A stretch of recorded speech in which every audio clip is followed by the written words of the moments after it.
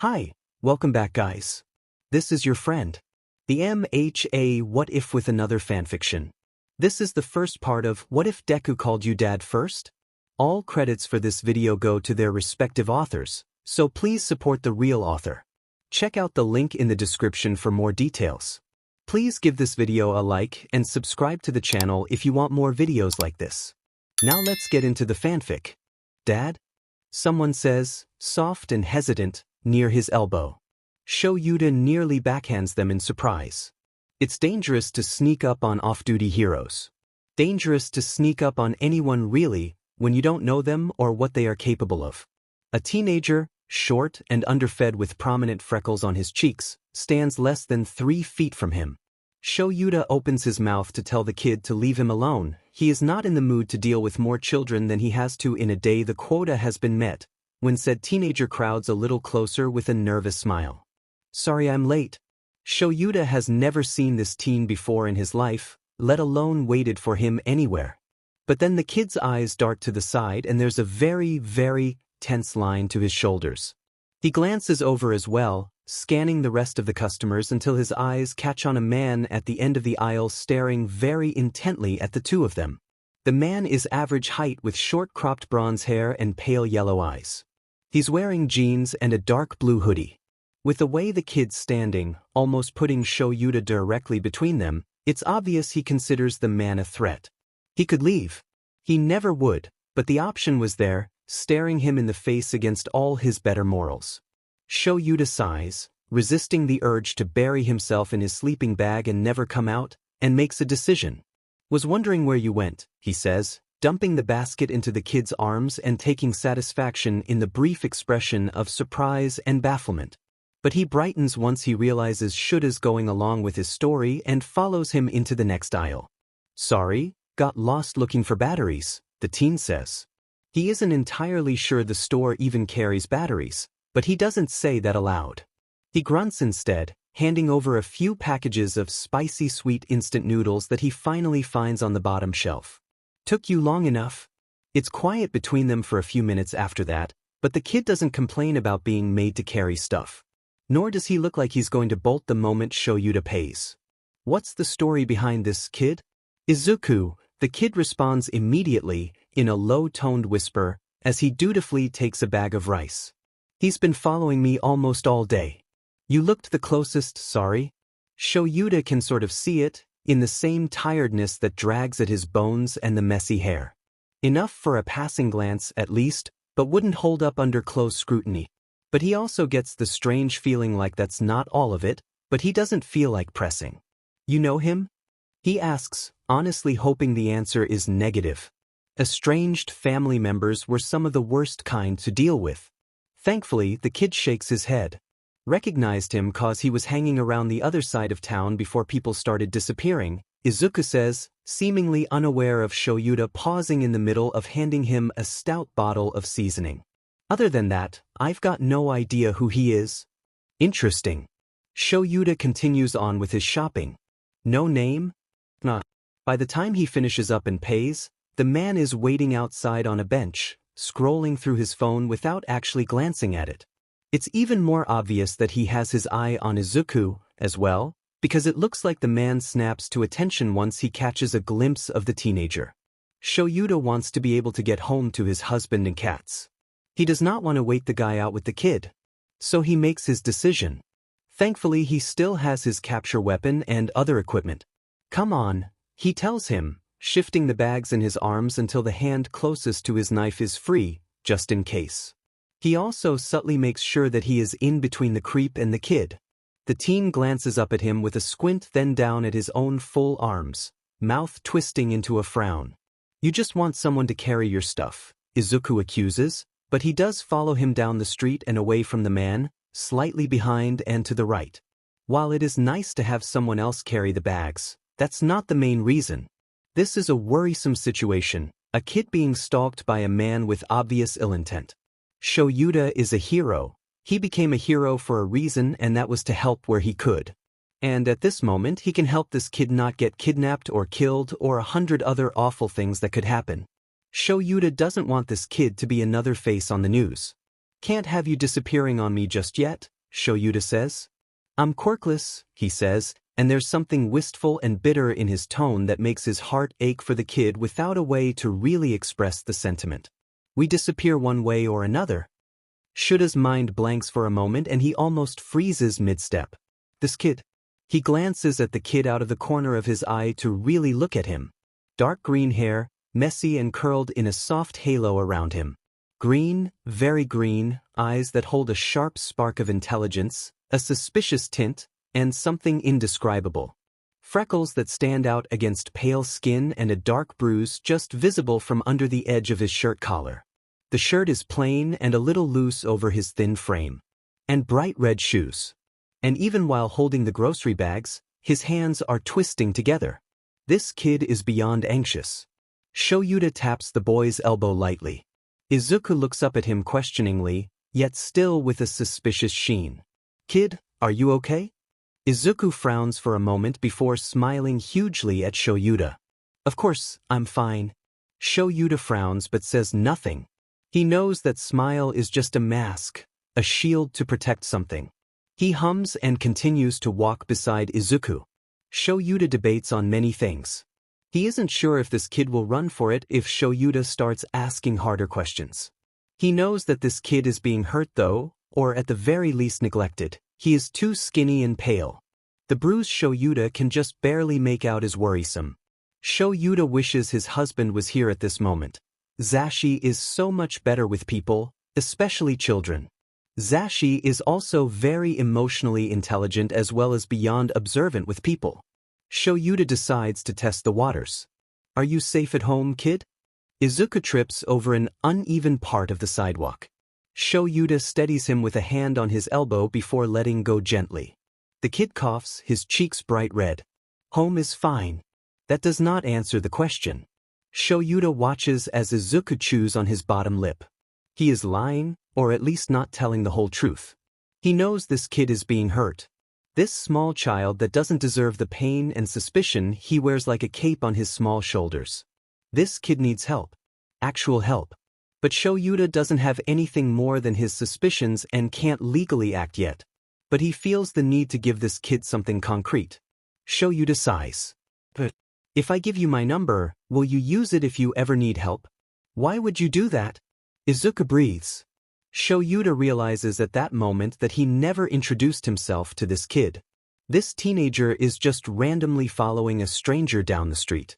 That is dangerous. What the heck is wrong with this teenager that he just trusts some random man to this extent? This kid.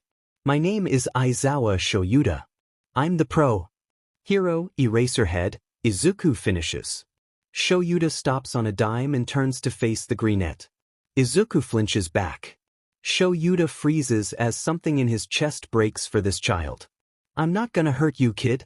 Shuta's whole body relaxes to try to put the kid more at ease, to maybe show. He's not a threat to Izuku. Okay, Izuku says quickly, a little higher pitched. His breathing hitches slightly. Glancing around, Shoyuta sees no one else close enough to hear them. There's a group of 3 adults walking on the other side of the street. He crouches a little to be closer to Izuku's height. Kid, Izuku, I swear I will not hurt you. He wants Izuku to trust him, even slightly. Izuku studies Shoyuta for a long moment. And Shoyuta does not move, keeps his posture relaxed and his eyes steady. Okay, Izuku says finally as he glances away. A slight breeze ruffles his green curls. Shoyuta is sure Izuku doesn't fully believe him, so that's the best he is going to get right now. I'm sorry that I startled you, Shoyuta says. I was surprised you knew my hero name. Nobody has ever recognized me like that before. Would you be willing to share with me how you knew that? Izuku twists his hands more. You WWL, I've read some about you on Hero FF forums and the description of you always includes your sea capture scarf and yellow goggles among other things. And your A also V very observant, which P probably comes from your W work as an underground hero. So, the kid is a hero fanboy by the sound of it.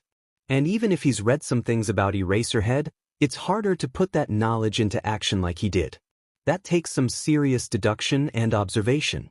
And Shoyuta has run into people that have met both his personas and not put them together. Shoyuta nods slowly.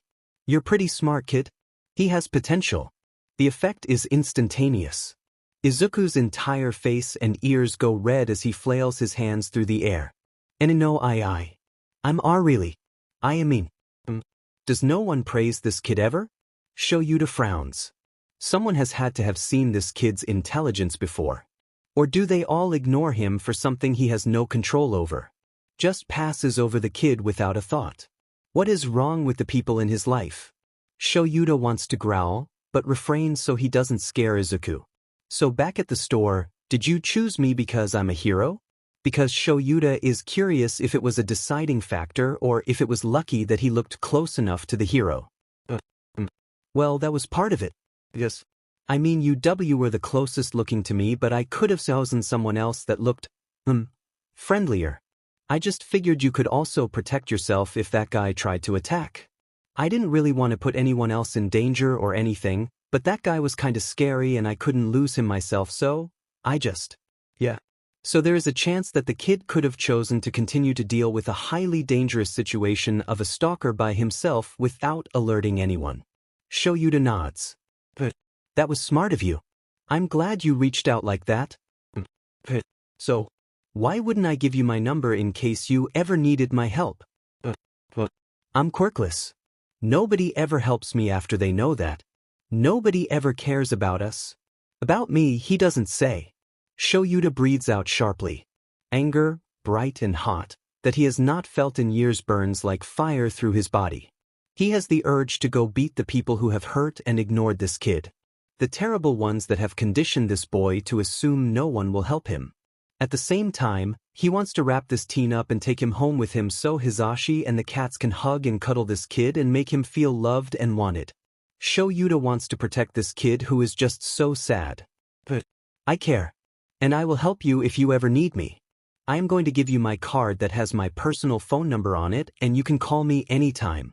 Shoyuta pulls out a simple gray card from one of his belt pouches and hands it out to Izuku. Izuku stares at it as if it's going to bite him. Or as if he'll pull it away before Izuku can take it. To tease him, Shoyuta realizes. But I'm quirkless. I don't care. I don't think that matters. You have value outside of your quirk or lack thereof. Okay, Izuku takes the card slowly, obviously still waiting for the other shoe to drop. Shoyuta carefully takes his bags from the kid. I can walk you home if you'd like. He really wants the kid to say yes, so he can see his home and know where this kid lives. Get full names that he can get Tsukachi or Nedzu to look up later. No, thank you. I'll be okay now that that guy isn't here. Not unexpected that he said no though. Shoyuta nods once, disappointed but not going to show it outwardly so Izuku can't take it the wrong way. But will you text me that you got home safely at least? It's getting dark out. Izuku's eyes widen before answering softly. But I could do that, I guess. Shoyuta knows that the kid still doesn't believe that Shoyuta cares. But don't forget or I'll be worried and have to track you down. Yes, Eraserhead-san. But Izuku, you can call me by my name. Izuku hums. He stares at the card before pocketing it. But be careful getting home and don't forget to text me. Shoyuta nods as Izuku turns away. Shoyuta watches Izuku walk down the street until he turns. He continues on his way, slow and steady as a few cars pass him. He ambles the 2 blocks back to the complex that his apartment belongs to. After nodding to the doorman of the building, Shoyuta makes his way up to the 3rd floor, to his apartment, and to his cats and husband a couple blocks away slowly, his thoughts swirling around this one sad, lonely, hurt kid. After the groceries are put away, his phone pings with a message. XXXXXX. Eraserhead-san. This is Izuku. I made it home. Izawa Shoyuta. You can just call me by my name, kid. I'm glad you made it home safely. Problem child? Yes, Izawa-san. Good night, sir. Izawa Shoyuta. Good night, kid. Contact me anytime. Shoyuta hums. You okay? Shoyuta looks up at his husband. Hisashi is staring at him with worried yellow-green eyes, a frown pulling at his lips. His long blonde hair is pulled back into a messy bun. Shoyuta cannot help but admire his husband's beauty for a moment. Kami does Shoyuta love Hisashi with all of his being. I'm fine, Zashi. Why? Well, Han, you keep glaring at your phone and you were texting someone. Shoyuta hums. I met this kid. I'm worried about him. Oh. Hisashi's eyebrows rise. What's got you so worried about him? He shifts closer to Shoyuta on their gray couch in the living area of their apartment. The TV is playing some cooking show in the background. Hisashi wraps an arm around Shoyuta and squeezes gently. So Shoyuta tells his husband about the whole encounter. He tells Hisashi about the skinniness, the pale skin, the bruise. He explains the flinch and suspicion in the kid's eyes. While Shoyuta talks, Hisashi keeps the grounding arm around him and an open expression. His bright eyes darken with worry for the kid as Shoyuta explains. And, Kami, Zashi, he doesn't think anyone cares about him or even ever will care about him all because of him being quirkless. He genuinely expects to be ignored.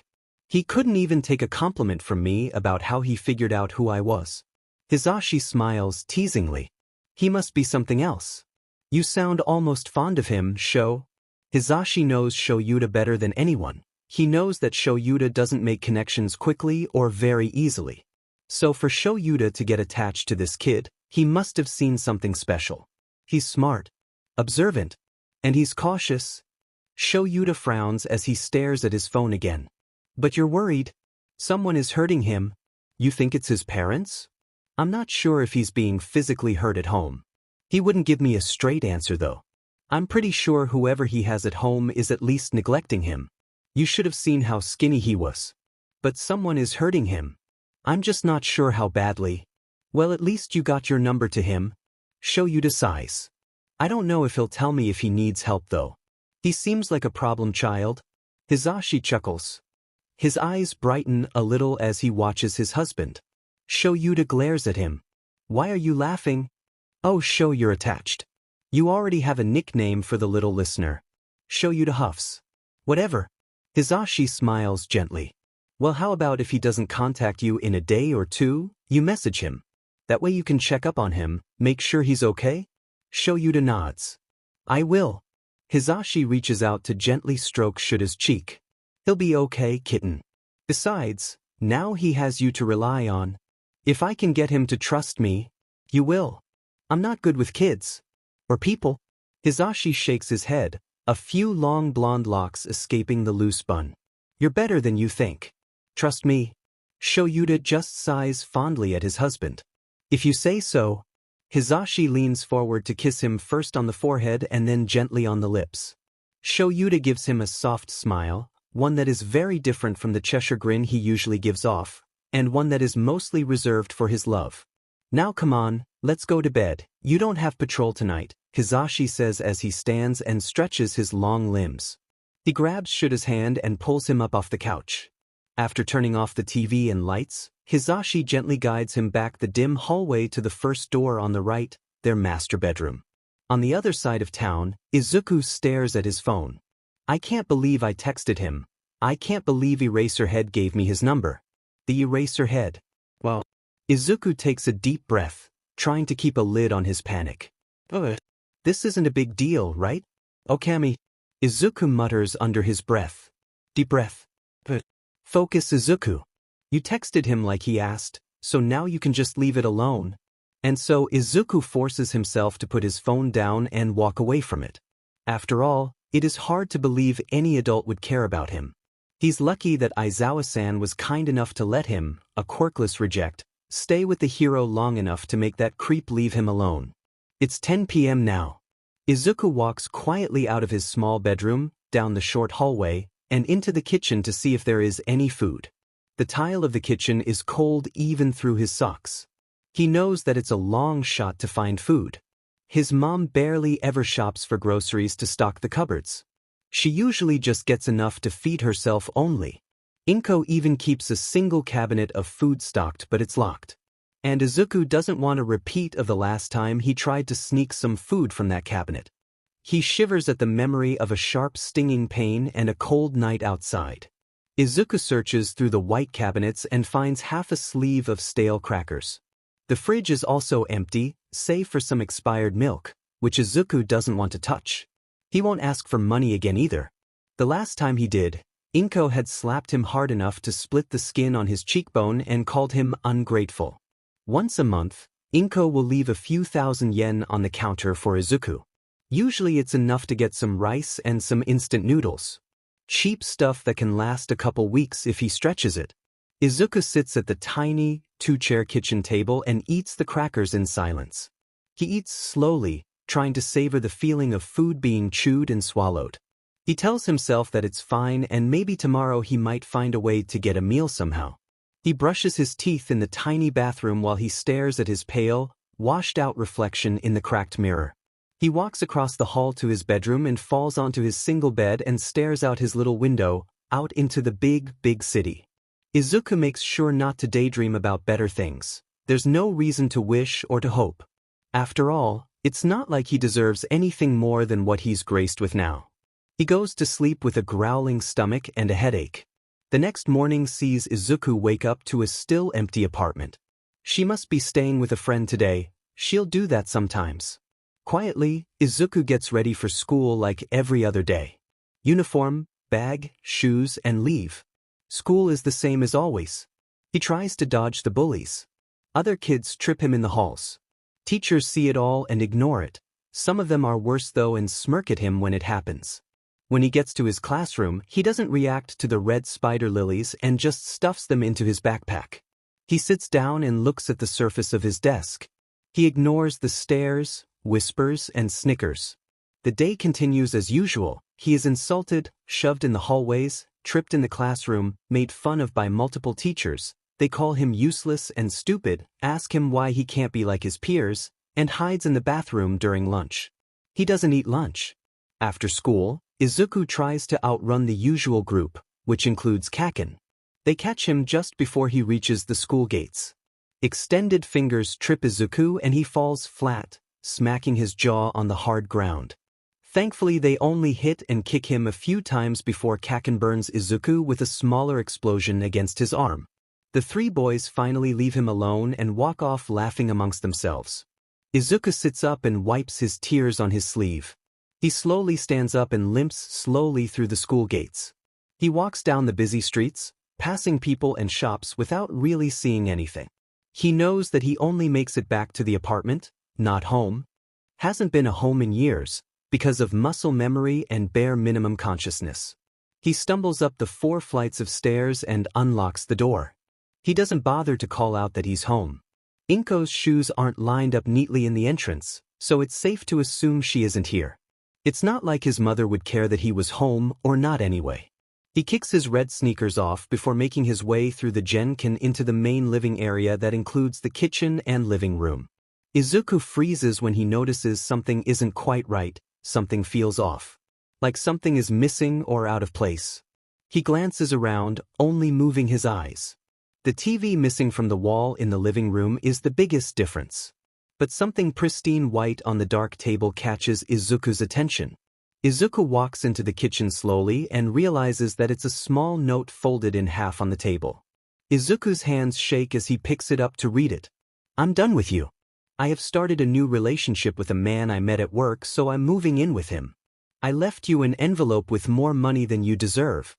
I'm just glad that you will be out of my life and I no longer have to deal with your worthlessness. After all, who could love a quirkless brat like you?" Izuku drops the note. He drops to his knees with a quiet cry. He curls so that his forearms rest on the tiled floor. Hot tears fall onto his clenched fists. Izuku sobs. No. Izuku chokes as the words fight against his numb tongue. All he can think is that it's unfair. He didn't ask to be quirkless. He didn't ask to be worthless. He didn't ask to be bullied. He didn't ask to be born. He falls over onto his side as he continues to sob and cry. He curls even tighter into himself, clutching at his bony knees. Izuku sleeps on the kitchen floor that night. In the morning, he wakes up and shoves himself off the cold floor. He gets ready for school silently. He changes into his spare gakuren and brushes his hair and teeth. Trying to make his face a little less red and puffy, he rinses his face with cold water. He doesn't even glance at the note on the floor or the envelope on the counter. He purposely doesn't think about how he doesn't know if she paid for the apartment or what he's going to do if he gets kicked out of the apartment complex. What he'll do if he ends up homeless. He simply goes to school and repeats the same process. Try to escape the bullies. Get beat up. Kakin explodes. Get up. Go to the apartment. Stare at the note. Do homework. Try to fall asleep. It's not until the next day after school, after he's treated another burn on his arms, that he realizes how hungry he is, because he hasn't eaten in 3 days, such an idiot. He finally counts out the money in the envelope. 20,000 yen. More than what she usually leaves. That's not going to last very long, Izuku mutters. Warm tears drip down his face. What am I supposed to do? After his breathing levels out again, Izuku takes 1,000 yen down to the convenience store closest to his apartment. It's a tiny store run by a kind older man. He buys some instant ramen cups, just enough to get through the night and maybe tomorrow. No school since it's the weekend. Izuku returns to the empty apartment and eats a ramen cup before sitting at the table to stare at the rest of the cash. He wonders if Inko plans on just straight up abandoning him or if she will send more money later. It's not like very many people would care about a quirkless kid being abandoned. He's just a useless kid, he isn't worth the trouble. Maybe I should just give up. Izuku crumples the note in his hand. I'm not just going to give up. I want to be a hero. I can't give up. Large tears roll down his freckled cheeks. I'll figure it out. I'll figure something out somehow. Maybe you can ask Eraserhead for help. Izuku shakes his head. He wouldn't care. I shouldn't bother him with something so trivial. I'll get by on my own. Izuku showers. He'd love to take a warm bath, but the bathroom isn't large enough to fit a tub, and goes to lie down on his bed. He stares at the ceiling for hours before finally succumbing to restless sleep. The next day, Izuku does his homework and then searches through the apartment. Inko had actually taken a lot of the pots and pans and in general all of the stuff. She left the kitchen table, the beat-up sofa in the living room, one small dented pot and a frying pan, and all of Izuku's stuff. He could try to sell the couch and table since he doesn't necessarily need that stuff. And while he doesn't really want to sell his hero merch, some of it could be worth a good amount. He will if he needs to.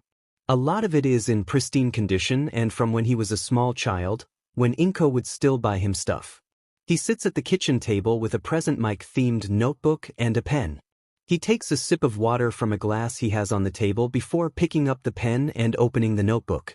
As he is making a list of everything he could potentially sell, his phone pings softly from its place next to him. Izuku picks it up to check the notification. Izawa Shoyuda. I haven't heard from you in a few days. Everything okay? Shoyuda leans against the kitchen counter as his husband flits around the room, pulling out pans and cutting boards. Shoyuda is tense as he cradles his phone in his left hand. Babe, stop staring at your phone like that. Shoyuda glances up and raises an eyebrow at his husband. You have to give the little listener time to respond, Hizashi says as he pulls ingredients out and sets them on the counter, ready to be prepared for a late Western breakfast of eggs and sausage. He lays the sausage links in the pan to start cooking before whisking the eggs in a bowl. His blonde hair is tied back in a simple ponytail. He's wearing soft gray sweatpants and a bright green Put Your Hands Up radio t-shirt. I haven't heard from him in 3 days. Shoyuda himself is wearing bright pink sweatpants and a plain black long-sleeved shirt with his hair barely held back in a messy bun at the nape of his neck. Hizashi nods, his yellow-green eyes soft and worried as he looks over his shoulder at Shoyuda. I know, but he may not realize that you want him to text you on a regular basis. Maybe tell him that you'd like to hear from him more often. Shoyuda frowns at his phone. What if something happened to him? Then you will find him and help him, Zashi says. And then, as he turns to face the stove again, mutters, and probably beat the ever-loving shit out of who wronged the poor kid. Shoyuda huffs. Hizashi laughs as he pours the eggs into the second pan and starts seasoning them. You're not denying it? Shoyuda rolls his eyes. He can't deny it as that is exactly what he wants to do. Shoyuda wants the kid to tell him the name of every person to have ever wronged him and eviscerate them. But that's illegal, so he won't really do that. Shoyuda wants to get the kid out of an abusive situation at the very least. Somewhere safe, where he will be wanted and loved. Like here with me and Zashi. Shoyuta shoves that thought aside. He doesn't know if that is even an option. The kid could have another viable option that's better for him. Hisashi hasn't even met the kid. It doesn't matter that he and Zashi have been talking about adopting a child or that they have room in the apartment and in their hearts. He has to do what will be right for the kid. Because Shoyuta is a hero, he does what is right even when it is hard. And Shoyuta secretly has a soft spot for kids. He wouldn't have agreed to be a teacher if he didn't. There is no excuse to ever hurt a child in any way. And Izuku is hurt and scared. Shoyuta can feel his heart practically aching for the small teenager.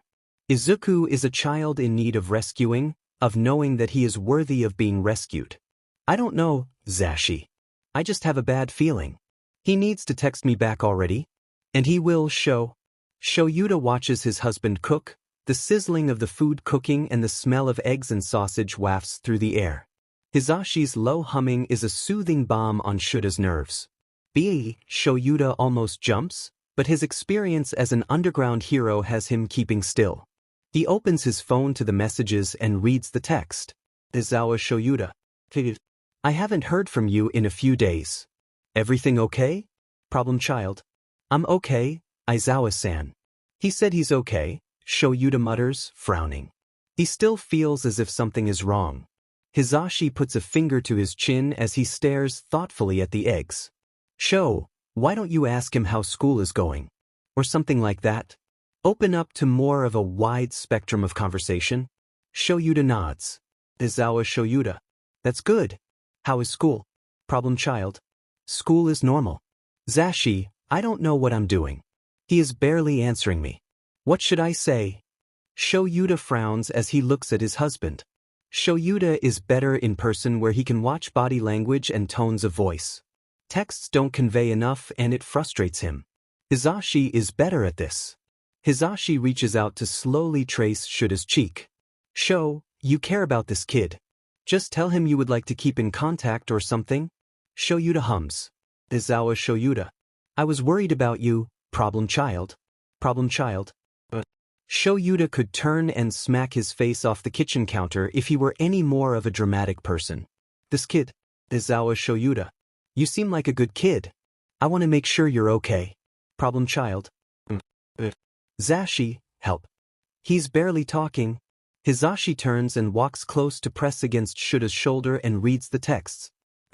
He kinda seems like he can't believe you're making sure he's okay. Like he doesn't understand why you'd care about him. He's quirkless, Zashi. He probably faces a lot of discrimination because of that. Zashi frowns, a crease forming in between blonde eyebrows. Yeah, poor listener. Hisashi thinks for a moment before continuing. I think at this stage, all you can do is ask to see if he'll check in more often with you. Or be open to you checking on him and texting him. Shoyuta nods. Izawa Shoyuta. Would you be willing to text me to let me know how you're doing? Problem child. But why do you care? I'm just some quirkless kid you helped the other night. Izawa Shoyuta. You seem like a good kid. You're smart and observant. I just want to help you. Problem child. I'm not that interesting. Izawa Shoyuta. I disagree. Please. Problem child. I guess it'd be pretty easy to text you sometimes. Izawa Shoyuta. Great. I'm glad, kid. Problem child. But, how often should I check in? I don't want to bother you. Or be a nuisance. Izawa Shoyuta. Kid. You are not a bother to me. I want to hear from you. I don't do things I don't want to. And I don't waste my time. I'd like you to text me once a day, if that's okay. Problem child. I can do that, Izawa-san. Izawa Shoyuta. I expect to hear something from you tomorrow. Have a good day, problem child. Problem child. Sir. Have a good day too, Izawa-san. Shoyuta sets his phone down on the counter. He agreed to text me once a day. That's great, Shoyuta hides a small smile in his capture scarf. Thanks, Zashi. Hisashi smiles brightly at Shoyuta. Shoyuta makes no outward sign that his heart practically beats out of his chest when his husband smiles like that at him. It's like sunshine, bright and warm. Who would judge him for being infatuated with this amazing sunshine man? Shoyuta loves that Hisashi is so kind and honest and loving. He is one of the best people Shoyuta has ever known. Asho, are you hiding a smile? Shoyuta flashes a red glare at Hisashi to cut his quirk off. We have neighbors. Stop that. You're too loud. Hisashi just grins at Shoyuta. You were smiling. Shoyuta rolls his eyes fondly. You are going to burn the food if you stay distracted. No. He turns around and quickly goes back to stirring the food. The sausage ends up being cooked perfectly. The eggs, on the other hand, are just a little well done in some places. Neither of them mention it as it still tastes good. They sit across from each other and talk until it's time for Hisashi to leave for his agency and patrol. Shoyuta goes to lie down on the couch with his bright yellow sleeping bag for a nap. He keeps his phone close to him. Izuku stares at his phone in shock. He just can't fathom why Aizawa-san would care about him. He's just a Deku, a useless nobody. And no one cares what happens to him. His father left Izuku and his mom after he was diagnosed quirkless at the age of 4. And now his own mother just walked out of his life like it was nothing. But Aizawa-san seems to care about me. Doesn't that mean something? Yeah, well, Mom seemed to care too, and look how that went. Izuku tugs sharply at his green hair. Tears fall onto the pages of his notebook. He pulls in a stuttering breath, trying to force his breathing to slow. He's vaguely aware of his pen hitting the floor. All he can focus on are the words on his phone, and even those are blurred and illegible. Short breaths tear at his chest, along with a sharp stitch in his sides. One hand stays tangled in his hair, pulling at it every few moments. The other hand clenches the front of his shirt tensely. Izuku feels like he's being crushed slowly from all sides. Everything is so far away and heavy. He feels too cold and clammy. Everything begins to gray out on the edges. When Izuku becomes aware of his surroundings again, he notices that he's curled into the corner of the kitchen facing where he was sitting at the table. He doesn't remember moving from his seat at the table. He pulls his hand free of his hair and clasps both hands together against his knees where they are curled against his chest. At least I'm not crying anymore. Izuku stands on shaky legs and groans at the pounding headache as he glances at the clock. I dissociated and lost more than an hour. It's already afternoon. I really am useless, he mutters as he slowly walks to the tiny bathroom. No wonder Mom left me. Izuku splashes cold water on his face. He shivers at the cold on top of more cold. He always seems to get so cold during his attacks, any attack other than the regular beatings from his bullies. Those tend to burn. After leaving the bathroom, Izuku walks back to the kitchen. While he wants to just go and fall into his bed and sleep the day, maybe the entire weekend, away, he knows he needs to eat and at least try to do something. So he slowly, since everything still feels a little thick around him, gets a cup of instant ramen ready. He has to use hot water from an old tea kettle since the microwave is no longer in the house. After the ramen is done, he takes it to his spot at the table and sits down to eat the simple meal. After tossing the empty cup out, Izuku picks his pen up off the floor and gets back to his list. Izuku knows he needs to keep only the bare minimum. He knows that he probably only has until the end of the month before the next rent is due. And now, he has to be honest with himself. He knows that his mom most likely doesn't care enough to pay for the next month. After all, she abandoned him and only left a note. Bad news is that only gives him a week. A week to get a plan together and follow through with it. Izuku knows that the man that owns this apartment complex is not a good, nice man. This is not a nice part of town, and the landlord will kick Izuku out the first time he can't pay. And he knows that the rent for this place is almost 200,000 yen. Even if Izuku can sell the couch and his desk and hero merch, there's no chance he can do it all in a week. He still has to go to school during the day. He can't afford to get kicked out of school. So, he's going to get kicked out of the apartment. I can't let anyone find out she abandoned me. Izuku chews on his bottom lip. He knows that if people find out that he has been abandoned, he will be forced into the foster care system. I die. Someone would actually kill me. I've read about it online. People with weak quirks, or quirks that people think are villainous, get seriously mistreated in the care system. Quirkless have no chance. But. Izuku stands up and stares at a blank page in the notebook. But I can figure this out. Just can't go to the system. Izuku stares. And stares. And stares. With a scream, Izuku picks up the tablet and throws it across the apartment. I hate this. A chair hits the empty fridge. This is not right. It's not fair. The table overturns with a bang. Izuku wrenches at one of the table legs until it tears off. Why? He hits the other table legs with the first one. Why is it me? Izuku throws the leg into the living room. He screams wordlessly as he throws the second chair at the couch before tearing at the cushions of the couch. I didn't ask for this.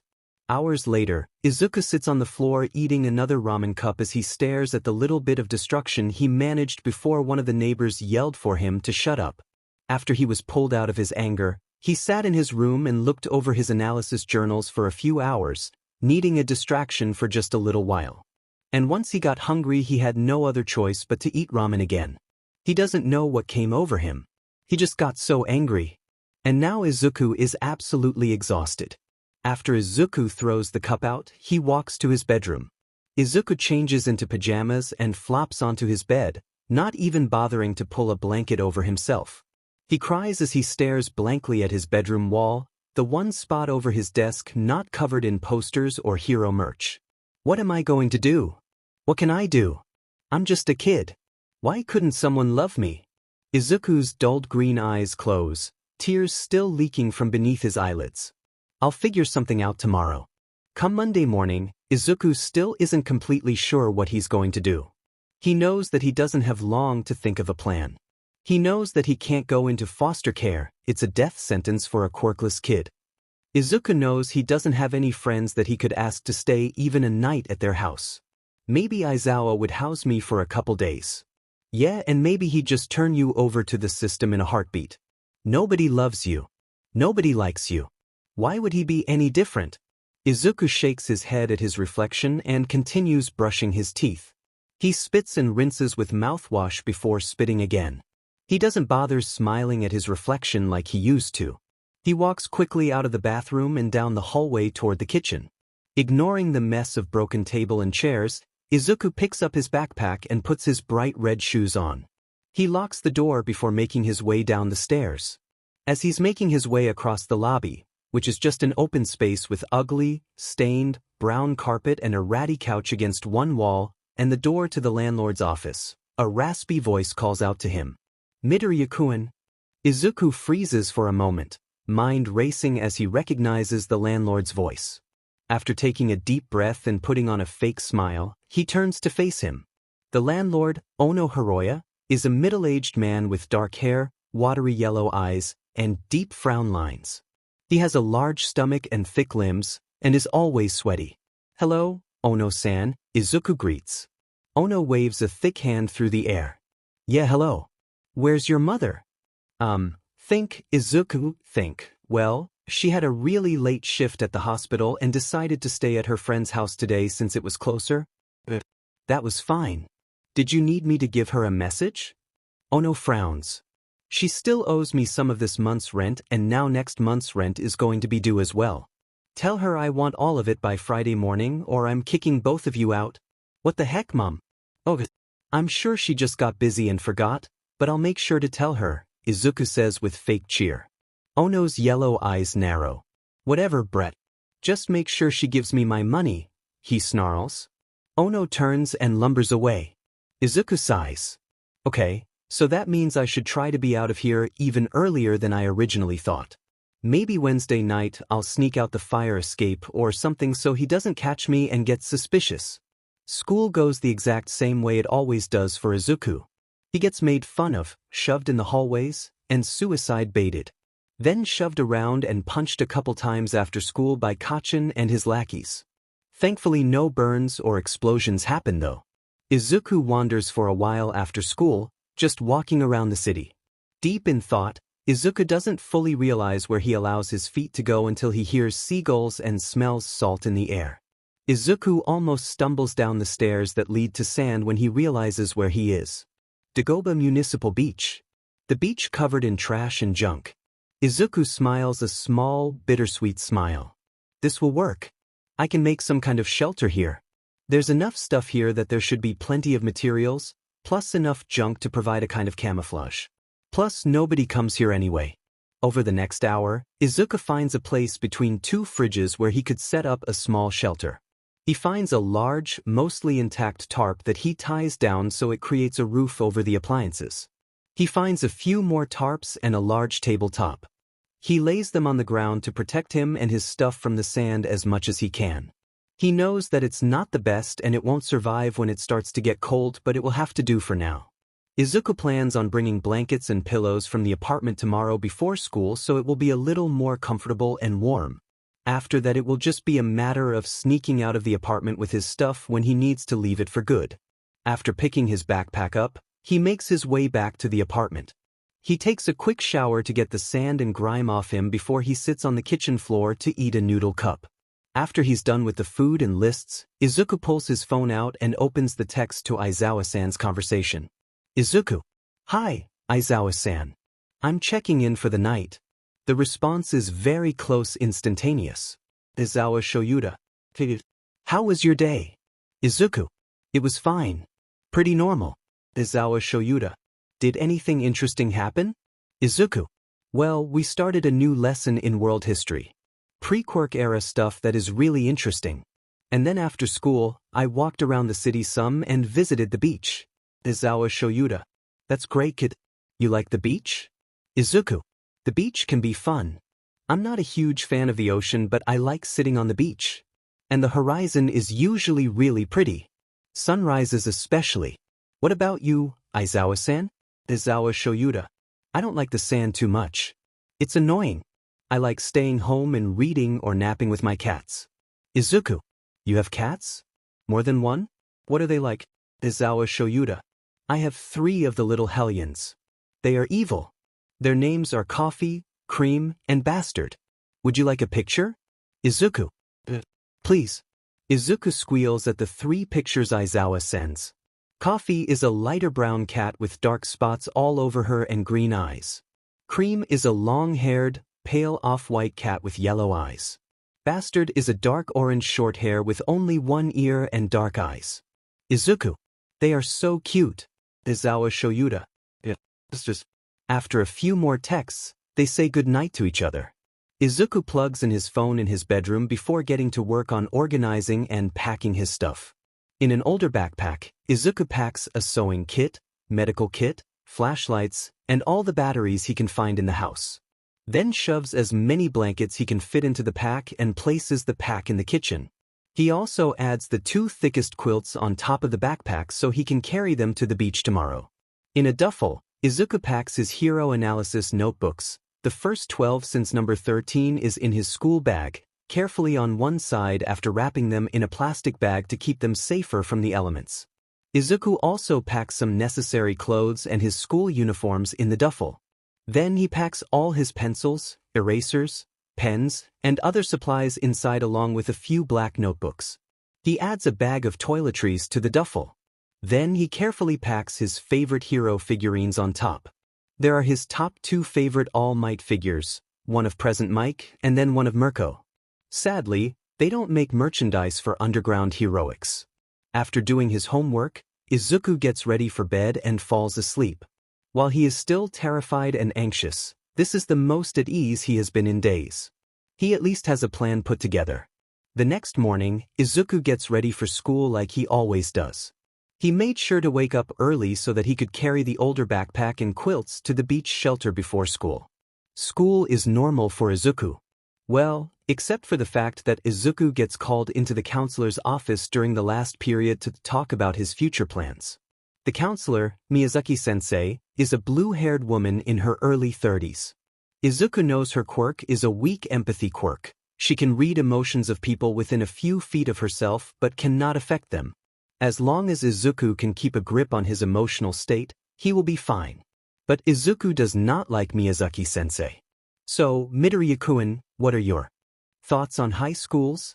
Miyazaki-sensei's voice is sickly sweet, soft and lilting, but underneath is a venom hard to hear. Izuku clenches his hands around his backpack on his lap. I want to apply to Yui. Miyazaki nods like she is sympathetic, but her light pink eyes are cold and hard. The general education course? No. I want to apply to the hero course. Izuku's voice is soft, nervous. His back is curved, like he expects a physical blow. Miyazaki-sensei frowns. Well, Midoriya-kun, I'm surprised that you still have this dream of being a hero. You don't have a quirk, after all. Do you really think that it would be smart to try to be a hero when you'd probably just be useless on the battlefield? Izuku tries to swallow but his mouth is dry. Underground heroes don't really, rely on strong quirks, so I was, thinking of Dash. Midoriya, you need to speak up, you are muttering and I cannot understand you, Miyazaki-sensei hisses. He flinches. I want to go into underground heroics, Izuku says quickly and louder than a whisper. Miyazaki stares at him for a minute. When she grins, it seems suddenly too sharp, like a predator eyeing prey. Listen here, Midoriya. There is no chance that you'd even get into a hero course, so why even try? Just give it up already. Izuku snarls in the safety of his mind. Outwardly, he offers a smile suddenly as a bout of courage washes over him. Miyazaki-sensei, if you are so sure that I'm going to fail the entrance exam, why hold me back from trying? After all, I'll probably just make a fool of myself, so what's the harm? Izuku is sad. And anxious. And quirkless. But he is also stubborn to a fault. And his only dream is to be a hero who comforts people with a smile. So he is not going to back down. Miyazaki-sensei gapes at Izuku for a moment before she realizes and schools her expression. Very well, Midoriya-kun. But you need to have a few backup options? Izuku nods. I will also apply for Yui General Education and Ketsubutsu Hero course. That's it? The counselor stares at him for a long minute. Fine. Let's get the applications underway then, Midoriya-kun, she huffs. Thankfully, Izuku managed to dodge Kacchan and his group altogether today as he makes his short journey to Dagoba Beach. He tries his best to make what amounts to a semi-comfortable nest between two fridges and a tarp roof. The tarp is large enough to cover what could be the back wall of the shelter. The front is still pretty open, so Izuku spends a half hour looking around to see what he can find to try to cover it a little. He ends up hanging some fish netting over the entrance and then leaning a sheet of old plywood at a sharp angle. Izuku is small enough to be able to duck into the shelter without having to crawl. The space of the inside of the shelter amounts to about a twin-sized mattress floor space and a 5.5-foot height. Satisfied with his work, Izuku walks back to the apartment and eats supper. He takes a shower and lays down in bed once more. He pulls out his phone to text Aizawa-san. Izuku. Sorry my check-in is a little late. I spent the afternoon at the beach again. Aizawa Shoyuda. Hey, it's okay, problem child. Did you have a good day? Izuku. It was fine. Well, I had to choose some high schools to apply to. Aizawa Shoyuda. Yeah.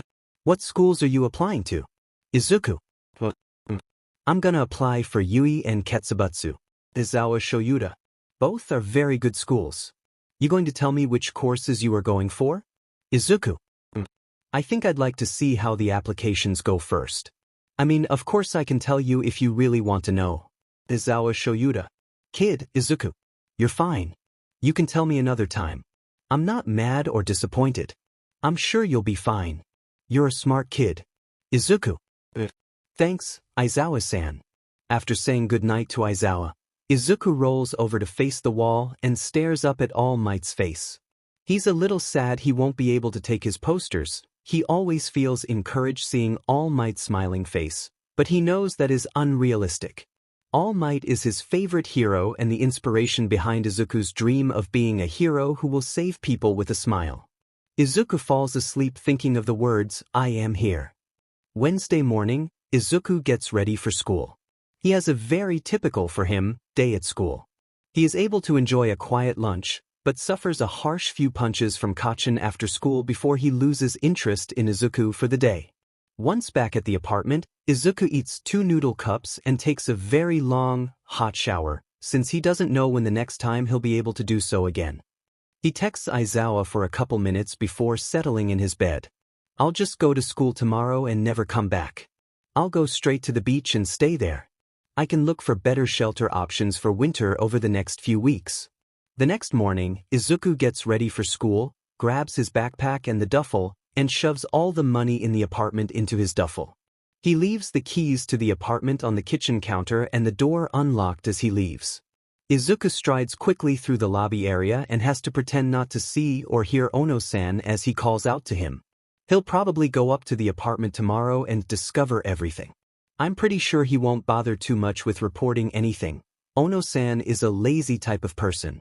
He drops the duffel and the money off at his shelter before school. Izuku doesn't want anyone at school to steal the money, so he decides to bury it in the sand under his shelter. School is a little rougher today. Someone trips Izuku on the stairs.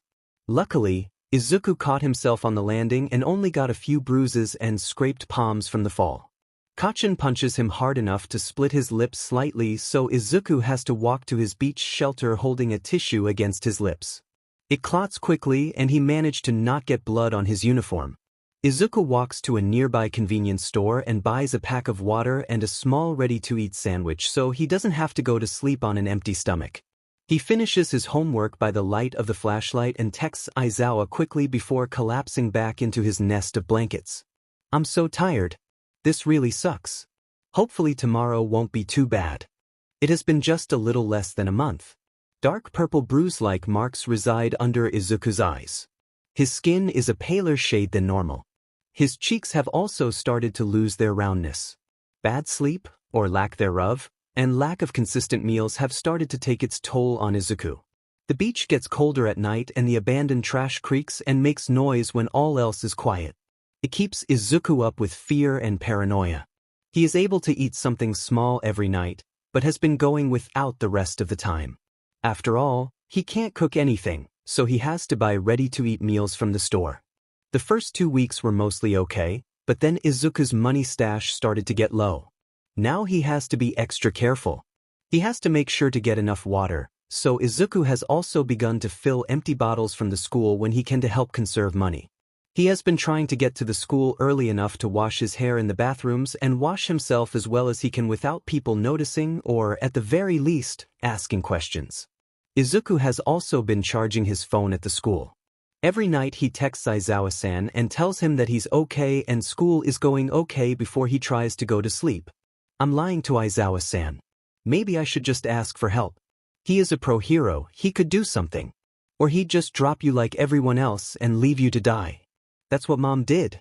No one else cares, so why would he? Besides, like you said, you've been lying to him. You think he won't be mad at you for that?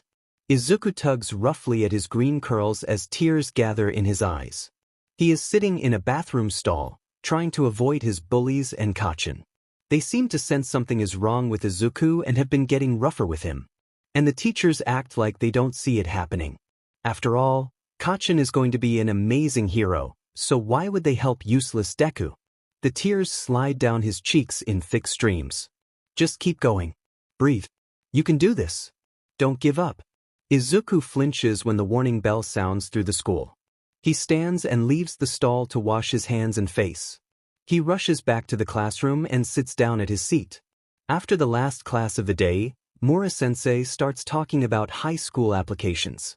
I know that you have all had a chance to talk to the counselors about your applications to high school. I know many of you are going to be trying for the hero track. Some of you will make great heroes. Don't lump me in with the rest of the extras. Kacchan yells. I'm going to get into Yui heroics and I'll be the only one to do so. None of the rest of you losers can compare. I'm gonna surpass All Might. Other students start yelling back to the explosive blonde. Quirks are going off all over the room as people yell and the teacher tries to call order back. Izuku lays his head down against the desk as he thinks about Kacchan and Yui. Well now, what's this? Mura-sensei says. Midoriya, you are also applying for Yui Heroics Department?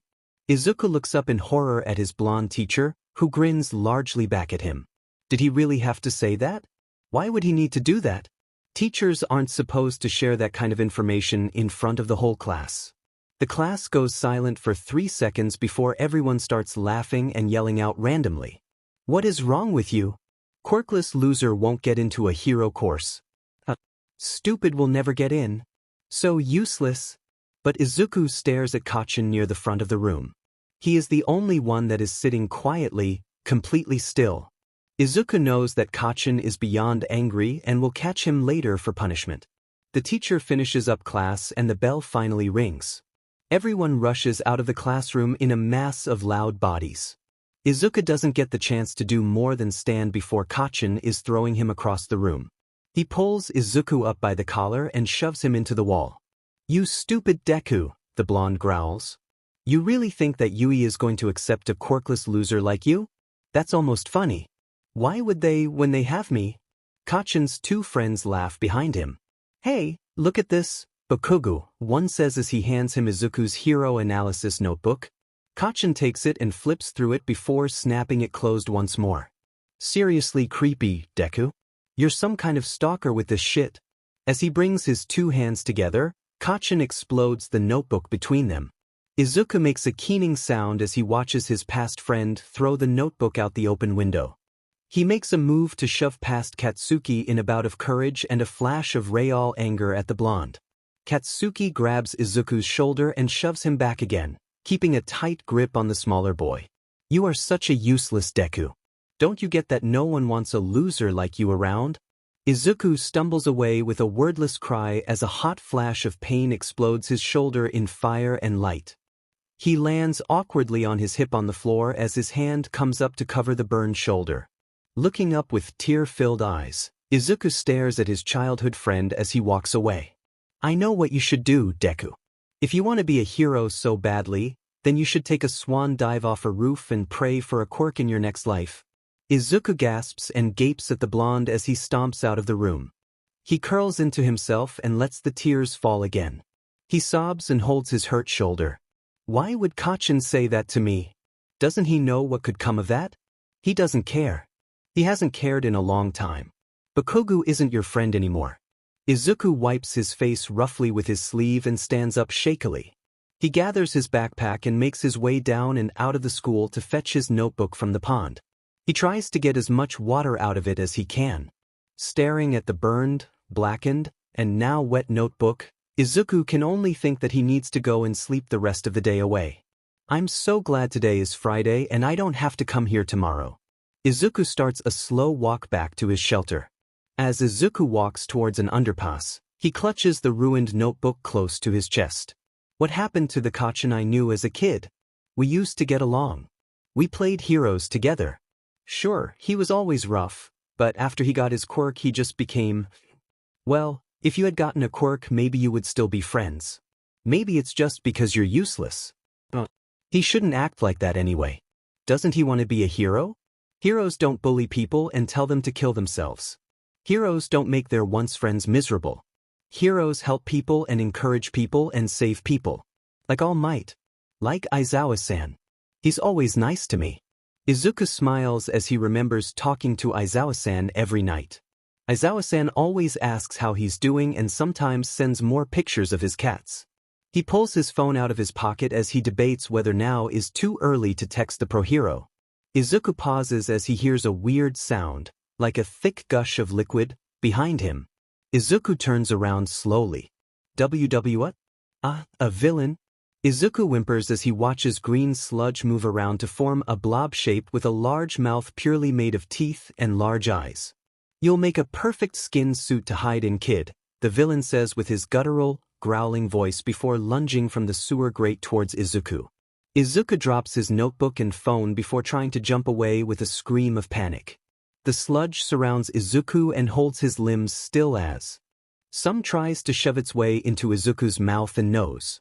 "Don't worry, I'm just taking over your body," the voice growls close to Izuku's ear. "It would be better if you don't fight back." Izuku thrashes within the villain's hold as he tries to fight the sludge in his face. He holds his breath and thrashes.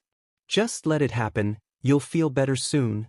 Izuku tries to tug the sludge away from his face to no avail. I can't breathe. It won't work, my body is made of sewage." The sludge forces past Izuku's lips and into his mouth and throat. "Thanks for the help, kid. You're a real hero." Izuku tries to gag and cough, but that just allows more sludge into his body. Tears gather in his eyes as his chest tightens and his head begins to hurt with lack of air. Is this it? Is this really how I'm going to die? Izuku's limbs fall limp. His eyes close as everything gets fuzzy. I don't want to die. I didn't take Kachan's advice. I don't want to die. I didn't even get to say goodbye to Izawa-san. Texas smash. Kid. Hey kid. Wake up. Smash. Izuku springs into a sitting position with a hoarse yell. Oh good. You are awake. Coughing harshly, Izuku looks at the giant figure beside him. His hands clutch at the uniform covering his chest. Kemi. Izuku chokes and coughs more. His eyes widen. I am so glad you are alive, citizen. I was worried. All Might? Izuku coughs. Yes, it is I, All Might. I am here. All Might says with his signature giant smile. Izuku's usually busy mind goes blank. Then explodes with excitement and wonder. It's All Might. All Might saved me. All Might saved me from a villain. Focus. Signature. Ask for a signature. All Might? Izuku says breathlessly. Will you sign dash? Of course, citizen. I have already signed your notebook. All Might yells as he shoves the book and Izuku's phone into Izuku's hands. The notebook fell open to the signature. All Might. I'm alive. And All Might sign my notebook. Now, I really must be going, kid. I have a villain to turn into the police. All Might holds up a soda bottle with the sludge inside to show Izuku. I am glad you are okay, but I must get going. No wait, All Might-san, Izuku calls out as he reaches for the giant hero. Can I ask you a case? Just as Izuku grabs All Might's leg to try and stop him, the blonde hero jumps. Izuku screams. Loudly. What the heck, kid? All Might yells as they fly over the city. What are you doing? Get off of me. Izuku grunts as All Might starts to shove at him. He clutches around All Might's leg. What? If I let go now, I'll fall to my death, Izuku yells back. Right? It only takes a couple seconds for All Might to find a roof to land on and pull Izuku off of him. What were you thinking? Why would you just grab onto me like that? Izuku breathes harshly as he stares up at his favorite hero from his seat on the roof. I just wanted to ask you a question. Or I could ask your question quickly so I can go turn this villain in. I have a schedule to keep. Izuku struggles to stand up. Well, he takes a deep breath. Can I be a hero, even though I'm quirkless? All Might stills. Then sighs. I'm sorry, kid. No. Izuku freezes. Heroes need to be strong and powerful to defeat villains. You would only get in the way. You'd be a liability on the battlefield. Izuku gapes at the hero. But I want to help people, Izuku whispers. You should strive to be a policeman or a doctor, then. It's good to have dreams. But you should be realistic. You can't be a hero. Tears start to fall down pale cheeks. I'm leaving now.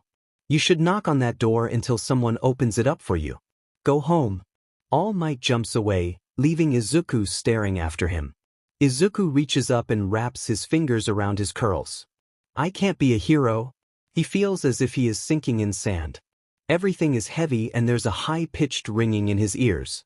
Consciousness feels far away as Izuku repeats All Might's words in his head. You would only get in the way. You'd be a liability. You need to be realistic. You can't be a hero. Get in the way. Liability. Realistic. You're just a worthless, useless Deku. Izuku slowly becomes aware again. The world around him is starting to sharpen into focus. He realizes that the sun is setting, the sky lit up with pinks and oranges. The wind has made his skin cold to touch. Izuku shivers and brings his hands up to clutch at his arms. Izuku realizes that he's close to the edge of the building he stands on. A fairly tall building. If you want to be a hero so badly, then you should take a swan dive off a roof and pray for a quirk in your next life. You can't be a hero. Izuku takes a deep breath, causing a coughing fit that ends with him spitting up green slime. He takes a few shorter breaths that are a little easier to manage. And he takes 3 steps back from the edge. I didn't die earlier. I'm not dying now. Izuku sits down, landing harshly in a jumble of limbs and backpack. But I need help now. I can't do this on my own anymore. Izuku unlocks his, only slightly cracked from throwing it, phone that he still holds tightly in one hand. I'm just going to have to trust him. He pulls up the contact. And he presses call. I hope he helps me. Hey, problem child, a gruff, but affectionate, voice answers. You never call. Something wrong? Izuku sniffles as the deep voice washes over him like a bomb. Izuku? You okay? Aizawa-san, Izuku sniffles again. I need help. Shoyuta was having a completely regular day. He woke up and had coffee.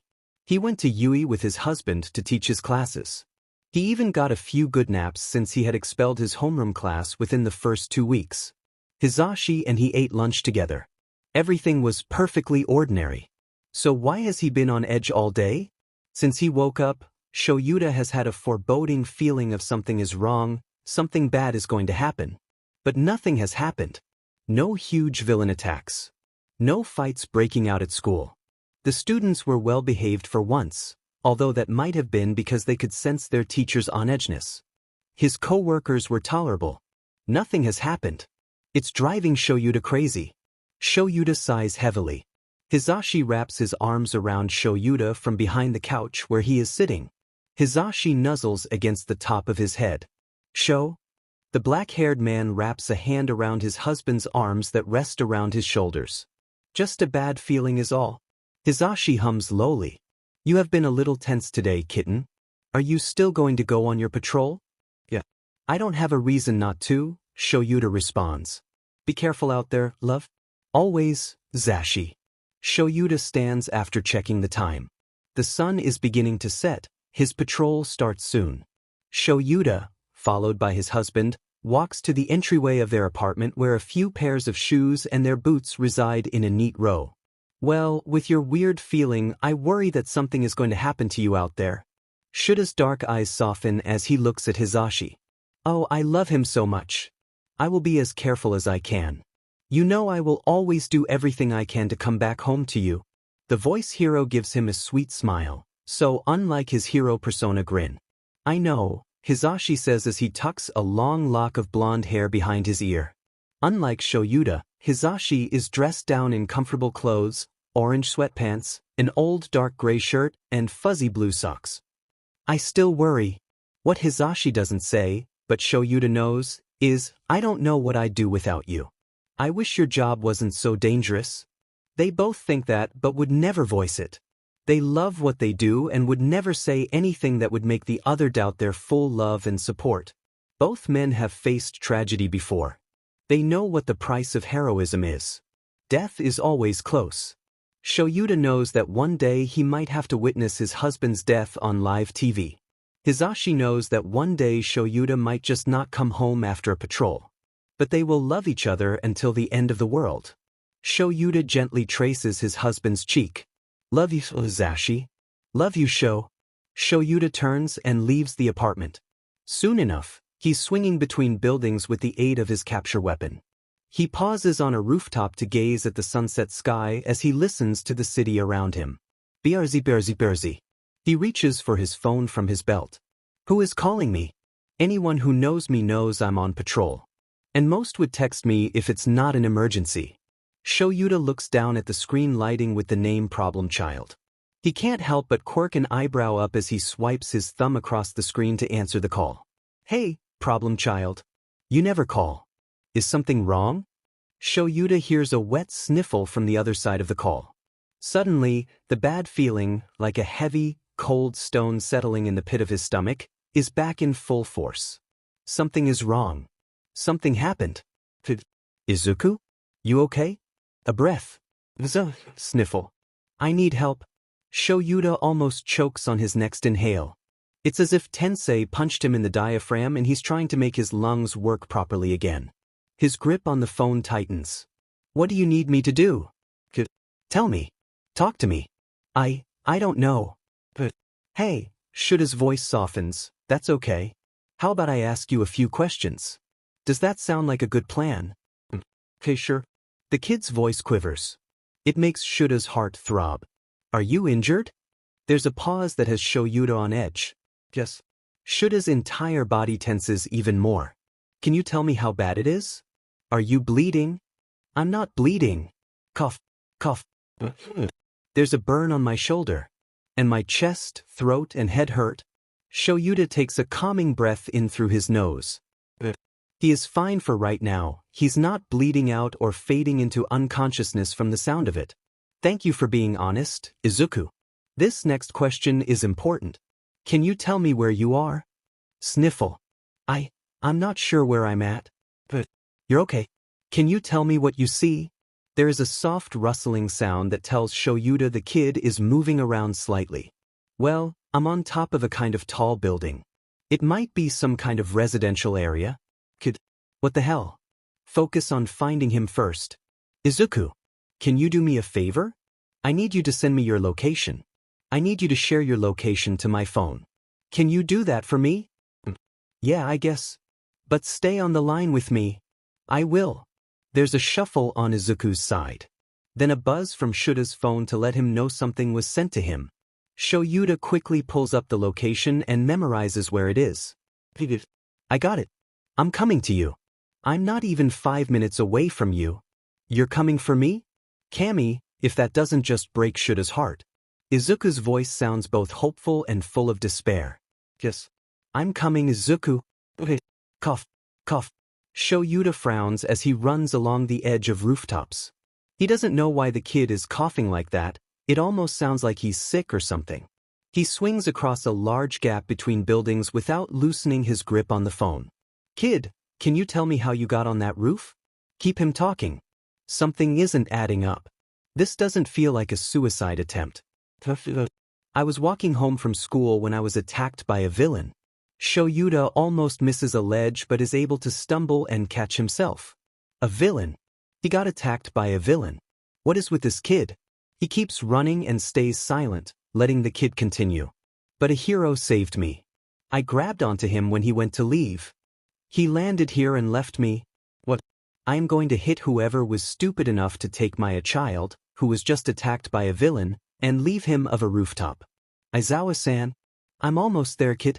Aizawa-san. Izuku. I think I almost died, Izuku whispers, tears in his voice. Shoyuta can't help the wounded sound that comes from his throat. Oh, kid. Izuku sobs. Aizawa-san.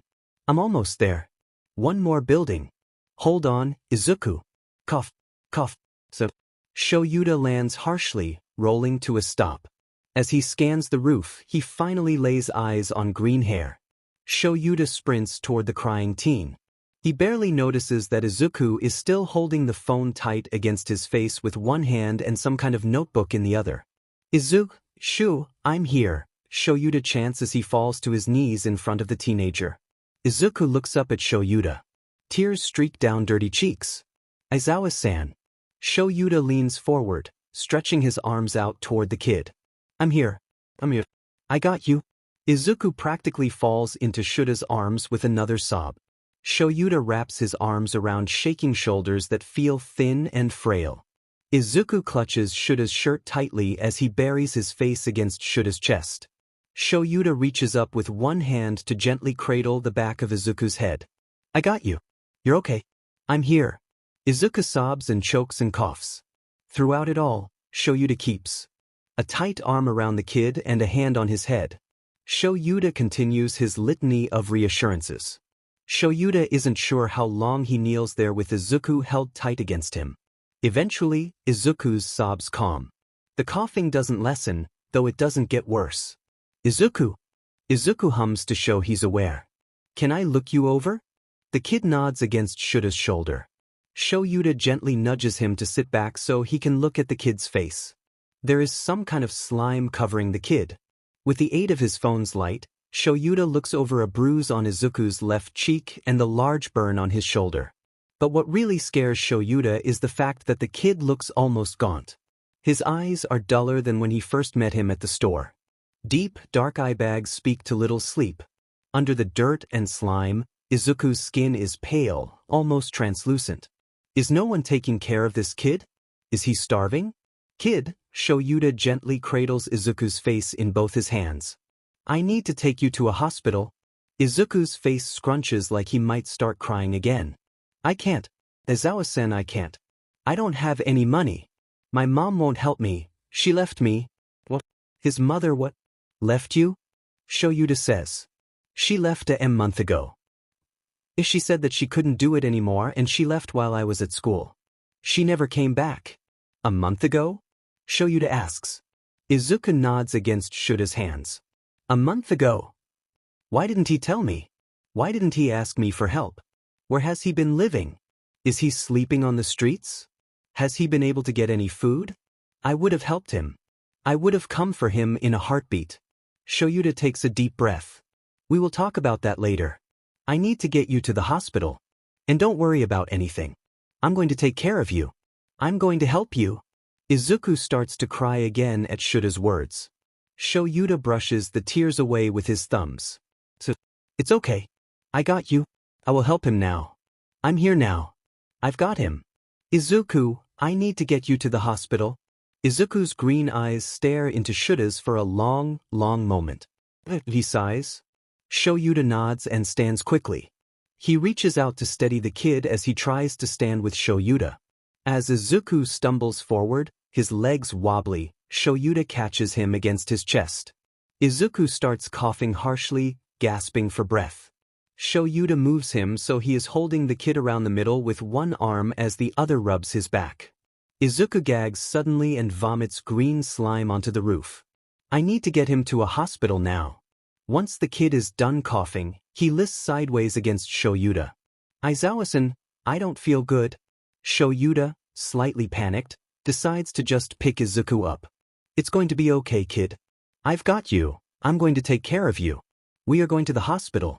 I just need you to stay awake until we get there. Izuku clutches the front of Shuta's jumpsuit. He nods. Okay, Aizawa-san. It doesn't take Shoyuta very long to get to the emergency room at the hospital, even carrying the teenager. As soon as Shoyuta enters, a flurry of activity surrounds them. Shoyuta answers as many questions as he can as he follows the gurney that the kid is laying on as it is pushed into a room. The staff never make him leave the room as they work on Izuku. Shoyuta probably wouldn't have let them anyway. Izuku fades in and out of consciousness as the nurses look over him. The nurses help wipe off all the slime and dirt from the kid and change him from his ruined clothes into a hospital gown. One of the nurses has a quirk that allows her to clear things of contaminants. She uses it to clear his lungs and stomach of sludge, causing Izuku to cough and vomit the rest of it out.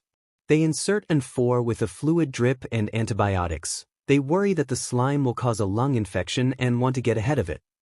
A doctor checks him over before healing damage to his throat and lungs. He is also able to heal the concussion, mostly. Sadly, that is all the quirk healing they can do on Izuku, so now they simply have to treat and bandage the large burn that takes up Izuku's left shoulder. After treatment, they put Izuku in a private room. They leave the 4 in and add an oxygen mask to help. Izuku has long since fallen asleep. The doctor pulls Shoyuta out to the hallway to talk. Shoyuta raises an eyebrow. How is he? His injuries should heal up just fine. We caught the infection before it really got going, so that shouldn't cause a problem. But his weight is very concerning. He is exhausted on top of being malnourished and dehydrated. Midoriya-kun might sleep well into tomorrow. After he wakes up, he will need plenty of fluid and healthy meals. Thankfully, this looks to be reversible with rest and a good diet, so this, perhaps, hasn't been going on for a very long amount of time. Shoyuta nods. From what he told me, his mother abandoned him a month ago and I suspect he's been living on the street since. Should I call child services? Shoyuta frowns. No. I have an emergency foster license. My husband and I will take him in. We will call the necessary people to get that to go through. Very well. Because he is a minor and going to be under your care, did you want to spend the night with him? Yes. Thank you. Of course. If you need anything, press the call button, the doctor says as he turns to leave. Shoyuta nods and walks back into Izuku's room. The kid looks even paler against the off-white hospital sheets. The oxygen mask fogs up with every exhale. The dark circles are purple under his closed eyes. The bruise on his cheek has faded with the healing but not gone. Bandages peek out of the neckline of the hospital gown. Shoyuta brushes Izuku's bangs back with his hand. Okay. I wish you would have told me. I would have come for you. Shoyuta sits in the chair beside the bed and grips Izuku's hand that doesn't have the 4 in it gently. Shoyuta pulls his phone out and pulls up Hisashi's number before pressing call. Sho? You okay? Hisashi's voice sounds like he hasn't even tried to go to bed, even though it is now after 2 a.m. I'm fine, Hisashi. Shoyuta, did something happen? You sound a little upset. I had to bring my problem child to the hospital. Hisashi gasps. What happened? He was attacked by a villain.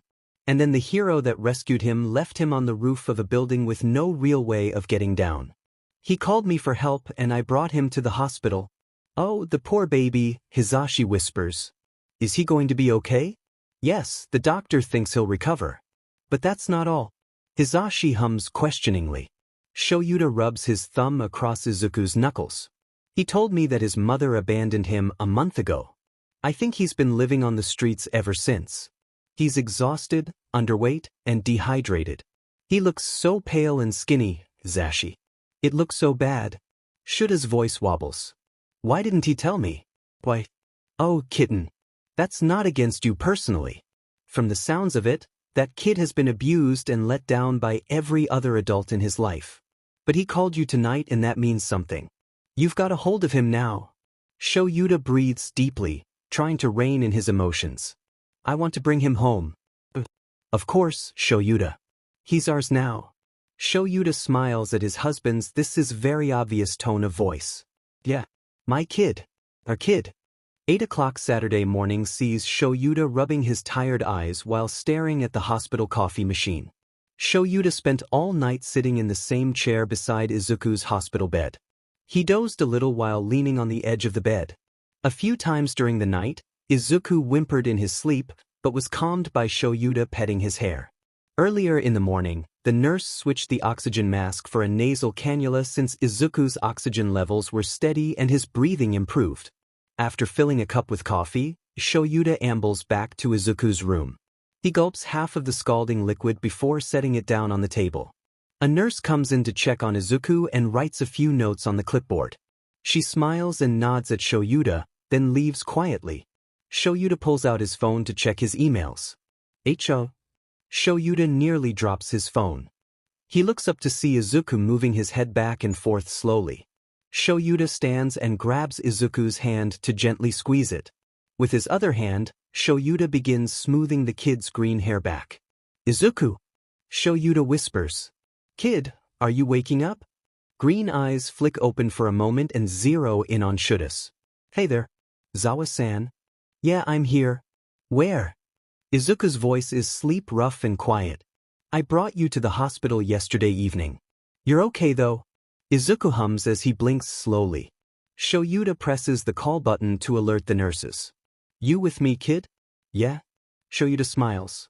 A nurse comes in. Well, good morning there, sweetie.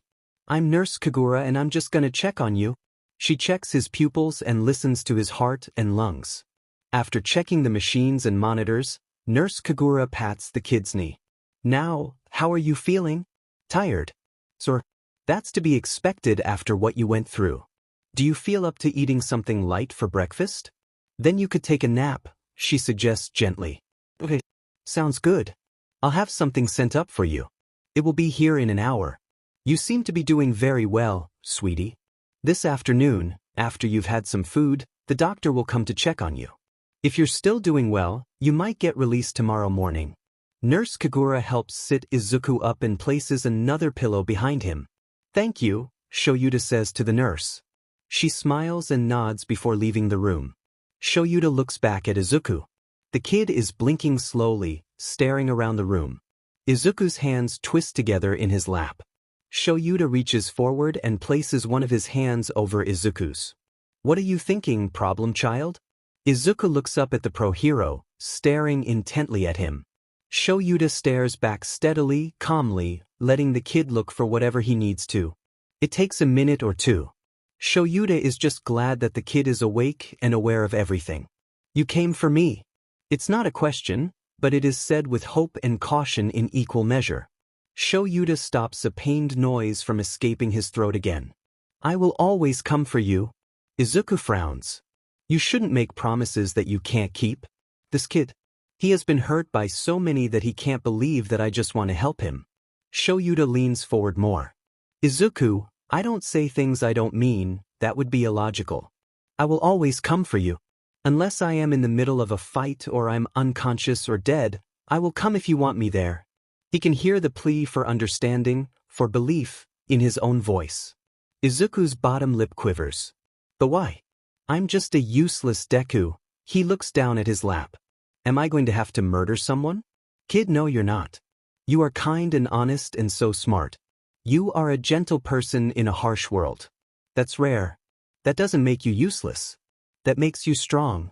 But I'm quirkless. I won't ever be able to measure up to anything, Izuku whispers wetly. Shoyuta reaches over to gently pull Izuku's chin up so the kid looks back at him. Quirks aren't everything. Do whatever you want with your life, kid. Do you think I could be a hero? The question is said so abruptly, so strongly, that Shoyuta has to take a moment to process. Oh, that explains so much. Shoyuta hums. It wouldn't be easy. You'd face a lot of opposition, a lot of doubt. You'd have to work 10 times harder than anyone with a quirk. But quirks are just tools, Izuku. You just have to find your own tools. Izuku gapes at Shoyuta. Then bursts into tears. You don't think I'd be a liability? Shoyuta gathers the shaking kid into his arms once more. I'm probably going to murder someone. I've seen heroes with powerful quirks become liabilities in certain situations. Being a hero isn't all about power, kid. It's also about being smart and clever. I win most of my fights simply because I can outmaneuver or surprise people. I use my capture weapon, a support item, to do that more often than my quirk. I want to be a hero. It's all I ever wanted, Izuku admits as he leans back against the pillows. You're going to have to train hard, learn some fighting styles. Learn a lot of things actually. If you're willing to put in the work, then I don't see why you couldn't succeed. All Might said that I couldn't be a hero, Izuku mumbles under his breath. Shoyuta stares blankly as he processes that bit of information. All Might? Izuku pales further. Izuku, will you tell me what happened yesterday? Shoyuta asks gently. Okay, Izuku takes a deep breath. I was attacked by this sludge villain after school. He wanted to take control of my B-body. But he had to get inside of me. I was drowning in sludge. I thought I was going to die. I lost consciousness. I woke up to All Might standing over me. I think he slapped me awake. And when he tried to jump away, I grabbed his leg.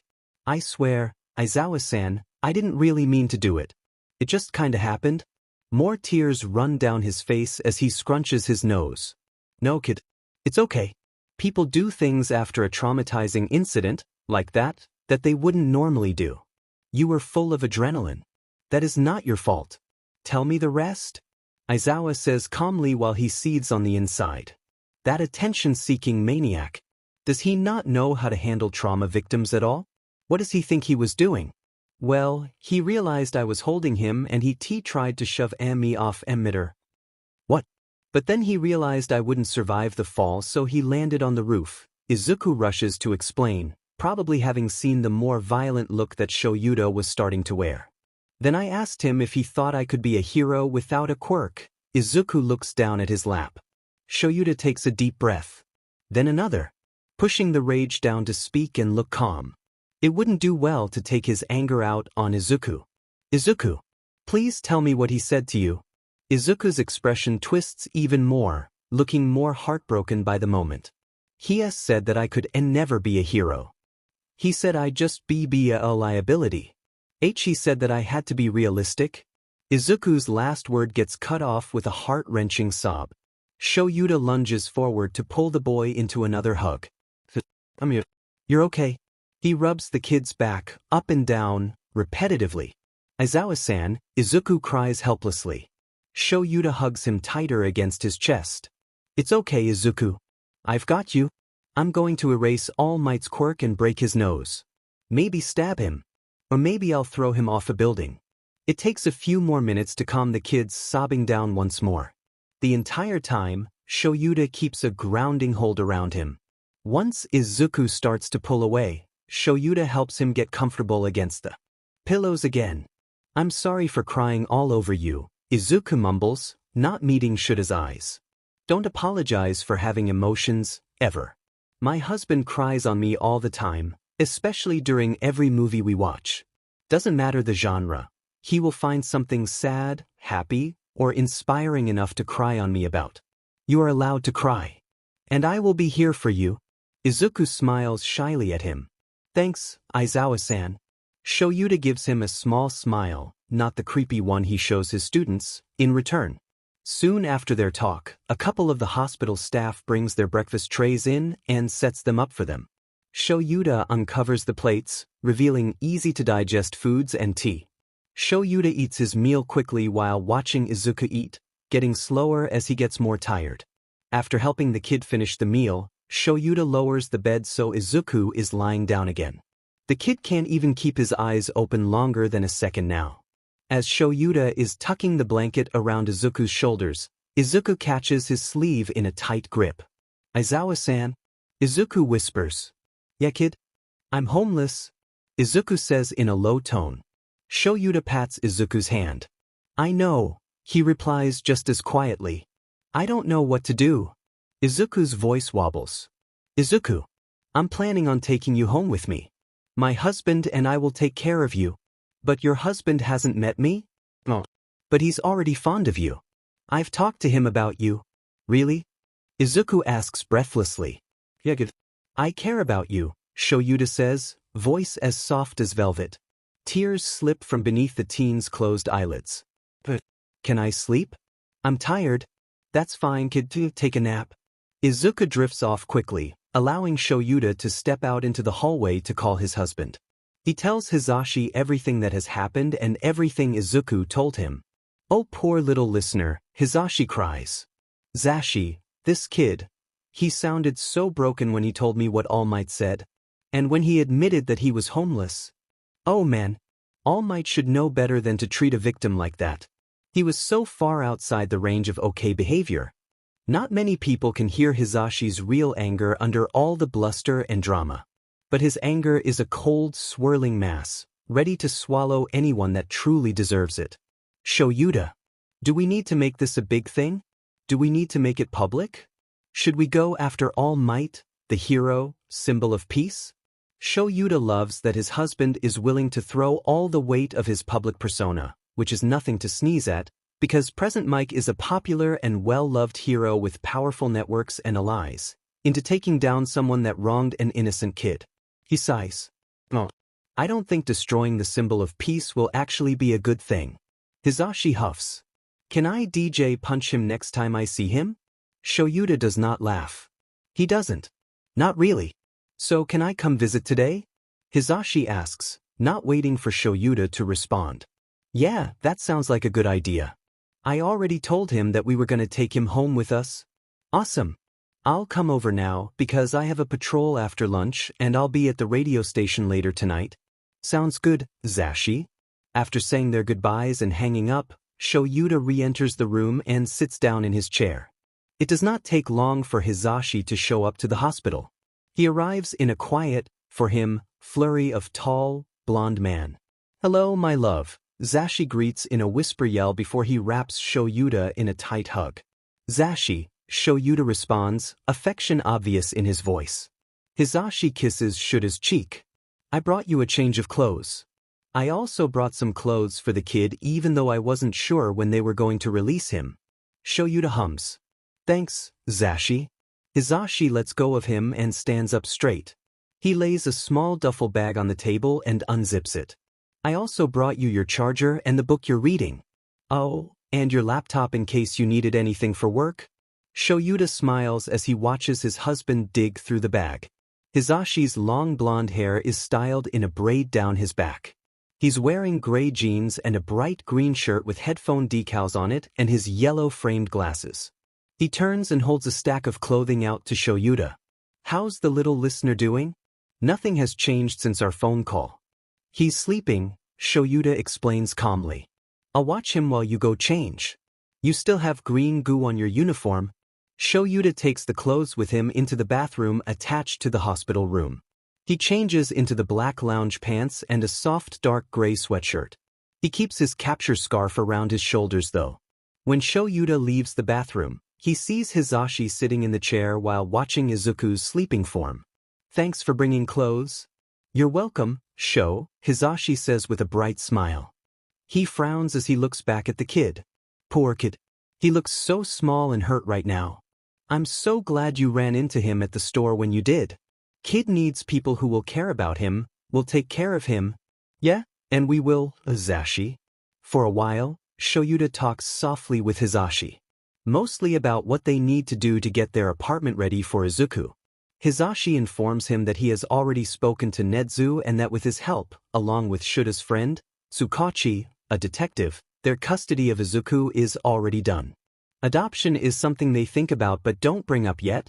They want to see if Izuku will be comfortable living with them first and see how he settles. Nedzu and Tsukachi are also investigating Midoriya Inko. Both men turn to the green-haired teenager when Izuku starts to wake up. Shoyuta steps forward and bends closer to stroke the kid's hair as green eyes flutter. Aizawa-san? Time is it? Izuku slurs slightly. About noon. Izuku opens his eyes fully and stretches a moment before meeting Shuta's eyes again. Izuku, would you like to meet my husband? Izuku nods slowly while glancing down and then back up. He's here? He asks shyly. Shoyuta nods. Let's get you sitting up. After Shoyuta helps Izuku sit up against pillows again, he steps aside but stays close to Izuku in case the kid gets overwhelmed. Hizashi steps forward with a bright smile. Hey there, little one. I'm Yamada Hizashi. It's so good to meet you, Hizashi says as he shoots finger guns at Izuku. Izuku stares at Hizashi for so long and so intently, the blonde glances at Shoyuta to see if something is wrong. Shoyuta shrugs. As far as he can tell, the kid's not upset or scared, just observing. Suddenly, Izuku turns toward Shoyuta and pouts. You didn't tell me that you were married to present Mike, he accuses, his bottom lip still pushed out. Hizashi jerks in surprise as Shoyuta grins, glad to see a playfulness in the kid. How'd you know that? Hizashi asks. Izuku's expression abruptly goes blank as he looks down at his lap as starts to wring his hands. Shoyuta touches Izuku's shoulder gently to encourage him. Well, your hair is the right length and your voice has the same inflections, if not the exact tone, probably due to your support equipment. Your mannerisms are similar. Oh, and you're wearing your hero boots. Plus, I'm pretty sure that t-shirt is some merch from your radio station. Hizashi laughs, loud and excited. Sho said you were smart. Most people don't notice. That's great, kid. Izuku smiles shyly at the voice hero. You're my second favorite hero, he admits quietly. Hizashi swallows thickly as tears well up in his eyes. Kiddo, that means a lot to me. Who's your first? Izuku glances away as a blush starts to rise in his cheeks. Eraserhead, he murmurs. Shoyuta can feel his own face heat up at the kid's honest admission. Shoyuta erases his husband's quirk. Hizashi, grinning conspiratorially, leans toward Izuku as he brings a hand to cup around his grinning mouth. Well, little listener, Eraserhead is my favorite too, Hizashi whispers loudly. Izuku giggles. Shuta's breath catches as he watches Izuku relax a bit around Hizashi. This kid. He's ours. He's going to fit with us just fine. After an hour of talking and eating lunch, Hizashi rises from where he was sitting on the hospital bed by Izuku's feet. I would honestly love to stay and talk with you more, Izuku, but I have a patrol I need to go get ready for. I will come back tomorrow, though, so we can talk more. If that's okay with you. Yes, Izuku says excitedly. Hizashi holds his arms out toward Izuku. You can say no. Can I hug you? Izuku nods and melts in Hizashi's hold as the hero wraps the kid up in his long arms. Izuku's thin arms come to wrap around Hizashi as well. Izuku, I know that you really don't know me too well yet. I want you to know that I am so excited to get to know you and to have you stay with us. You are more than welcome with us. If you need anything at all, that I could bring you or do for you, tell Shoyuta to text me, okay? I'll be back tomorrow. Sniffle. Okay, Yamada-san. Thank you. Hizashi steps back and ruffles Izuku's hair. I'll see you tomorrow, kiddo. Hisashi steps toward Shoyuta to give him a hug and a kiss. If you or Izuku need anything, text me. Shoyuta nods. After Hisashi leaves, Shoyuta turns toward Izuku again. Yamada-san is very nice. You two love each other. We do. Izuku just smiles shyly. A little while later, the doctor comes to give Izuku another checkup. They pull the nasal cannula off. Well, Midoriya-kun, you are doing very well. I believe, as long as everything looks good in the morning, you will be able to be released. We will send a prescription of antibiotics with you as a precaution. As of now, everything looks good. The doctor leaves after that. Izuku decides that he is still tired and lays down for another nap before dinner. Shoyuta texts Hisashi the tentative plans of morning release and gets a lot of hearts and thumbs-ups in response. The next morning, the doctor checks Izuku one last time before informing Shoyuta that Izuku can go as long as they keep an eye on any signs of trouble breathing or fever. Izuku looks somewhat excited, more like he's excited but trying very hard to not let too much show in case the hope he's feeling gets crushed. The nurse brings in discharge papers to sign as well as all the information papers of proper care and symptoms to watch for. After she has Shoyuta sign the papers, she politely informs them that they are free to go but there is no rush if they need to wait a little bit. Shoyuta places the duffel bag down next to Izuku on the bed. All right, kid. Hisashi put clothes and such in there for you if you want to look at them and change. He probably put more than one outfit in there knowing him, so just pick stuff you want to wear.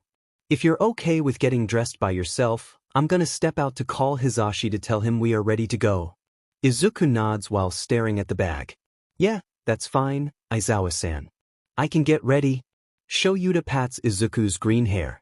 Come get me if you need help. Shoyuta walks out of the room as he pulls his phone from his pocket. Leaning against the wall, he presses the contact for his husband and presses it to his ear. Hey Sho. Hisashi greets on the second ring. Know when the green bean is able to come home? Shoyuta smiles at Hisashi's excitement. Whenever we can get a ride. Yeah. I'll be there in like 20 minutes. Actually, Sho, make that 30, I'm going to pick up a few muffins or something from the bakery down the block. Sounds good, Zashi, Shoyuta says fondly. You just make sure our kid is all ready when I get there and we can bust him out. Zashi. He's been discharged, Shoyuta sighs with an eye roll. Hisashi laughs loudly. Yeah, but my version is more fun. Shoyuta sighs again. Love you babe, I'll see you soon. I love you too, Zashi. Shoyuta hangs up the phone and tucks it back into his pocket before returning to the room. After another minute, Izuku walks out of the bathroom. Zashi. Seriously. Shoyuta resists the urge to sigh loudly when he sees what the kid is wearing. Izuku, wearing bright orange sweatpants with "Put your hands up" written up the entire left leg and a black hoodie with headphones plastered on the front, smiles shyly at Shoyuta. Yamada-san had these in the bag. I hope it's okay that I'm wearing them. This kid is going to kill me. Shoyuta reaches forward slowly to ruffle green curls. Don't worry, kid. Hisashi is going to love seeing you in them. He might even start crying a bit. Izuku smiles a little wider at the encouragement. He sits back down on the bed and plays with the strap of the duffel bag. Shoyuta lets the comfortable silence stretch, knowing that the kid is thinking, and sits down in the chair across from Izuku. I really like Yamada-san. He's really nice, Izuku says softly. Shoyuta smiles gently. He really likes you too, kid? Izuku looks up from under his bangs. Aizawa-san. Yeah, kid? Am I really going home with you today? Izuku whispers. Shuta's heart beats harshly against his sternum. This kid. I'm going to protect him for the rest of my life. Yes, Izuku. Hisashi and I are fostering you from here on. We want you to come home with us, Shoyuta explains, keeping his tone soft and soothing. Unless you've changed your mind, of course? No. Izuku yells, then flinches backward. I mean, no, I haven't changed my mind. I really want to go with you. Izuku starts wringing his hands so tightly the color of them pales. Shoyuta reaches out and takes them gently in his own and strokes his thumbs gently across Izuku's knuckles. Izuku. Be honest, Sho, his husband's voice says in his mind, you sometimes have to directly tell people how you feel. I care about you. You have become very important to me. Hisashi and I both want you to come home with us so we can take care of you. Izuku lets out a high-pitched keen as tears start to stream down his face. Ah, kid, it's okay, Shoyuta murmurs. Aizawa-san, can I have a hug? Shoyuta immediately stands to pull him against his chest. Of course, Izuku. Anytime you want. I'm going to hunt down every person that has hurt him. I might even let Hisashi help punch people. Suddenly, the door swings open and bangs against the wall. Oh whoops. Hey, how are you? I want a hug. Shoyuta turns a red glare towards his loud husband, but still keeps a tight hold of the emotional kid in his arms. Hisashi. Be quiet, we are in a hospital. Hisashi pouts at him. But I want a hug, he mutters. Izuku giggles against Shoyuta. After the kid leans away, Shoyuta lets him go and turns fully toward his husband. Hisashi grins at Izuku before spreading his arms wide. You can say no, but can I have a hug too? Izuku giggles again before walking the last couple steps to hug the tall blonde. Hisashi hugs Izuku tightly, even lifting him off the ground and swinging him gently back and forth. Ah, good morning, Green Bean. I love the outfit, looks great on you. Hisashi exclaims. He meets Shuta's gaze over the kid's head. Hisashi, of course, has tears welling up in his eyes, which makes Shoyuta roll his eyes. They separate after a moment. Izuku smiles up at Hisashi widely. Thanks for the clothes, Yamada-san, I really like them, he says shyly. Hisashi ruffles green hair. Of course, kiddo, I love being able to dress people. Sho never lets me dress him anymore. You like too many bright colors, Shoyuta mutters darkly, causing Hisashi to laugh. So, when can we get out of here? Hisashi asks. Already got all the discharge papers signed. We can leave whenever. We'll just have to pick up antibiotics from the pharmacy on our way home, Shoyuta explains. Ah yeah. Hisashi almost yells. Let's go. I think the cats know something's up. They'll love you. Izuku smiles, cheeks pink, as he ducks his head. I'm excited to meet them in person. Shoyuta smiles at the kid. Let's get out of here. Hisashi grabs the duffel bag while Shoyuta carries the bag of Izuku's belongings and backpack. On the walk out of the hospital, Hisashi keeps up a constant chatter until they are loaded up into the car and on the way back to their apartment. They stop for the antibiotics before driving the rest of the way to their apartment building's private parking area. Shoyuta carefully watches Izuku's expressions and is content to see only thoughtful, not fearful, looks. Shoyuta walks beside Izuku as Hisashi leads the way down the hallway to their door. Izuku suddenly tugs on Shuta's sleeve. Shoyuta raises an eyebrow as he looks down at the kid. What if the cats hate me? Izuku asks anxiously. I highly doubt that, Shoyuta says gently back. Animals tend to be good judges of character and you're a good kid. Cream can be a little shy, but he'll warm up to you. Hisashi turns to grin at them as he turns the doorknob. Yeah, don't worry, kiddo. He opens the door and steps in. Shoyuta gently nudges Izuku forward and then follows him in. All three of them toe off their shoes and line them up against the wall. Mro. Shoyuta sees Coffee sitting at the entrance to the kitchen staring at them. Izuku twitches forward in an aborted move towards that calm cat. Shoyuta smiles and nudges the kid's shoulder gently. Go ahead. She's the friendliest. Okay, Izuku whispers as he takes a few cautious steps toward the brown feline. Coffee sits very still as she watches the new person approach. She calmly sniffs the offered hand before butting her head against Izuku's palm. Izuku lets out a breathless laugh as he begins truly petting the cat. All right, kiddo, I started setting up the guest room for you yesterday, Hisashi starts explaining. How about we do a quick tour and then we can make lunch? Izuku turns to smile softly at Hisashi. Sounds good, Yamada-san. Shoyuta follows as Hisashi leads Izuku around the apartment. To the left of the entrance is the kitchen with a breakfast bar-type peninsula. The living room is just past the kitchen and dining table. To the right is the short hall that leads to 4 doors. The first on the left is the office. The second on the left leads to the master bedroom, which has its own master bath. The first door on the right leads to the main bathroom and the second door leads to the spare room turned Izuku's bedroom. At the end of the hall is the stackable washer/dryer behind an accordion door. So, this is your room now, Hisashi excitably explains.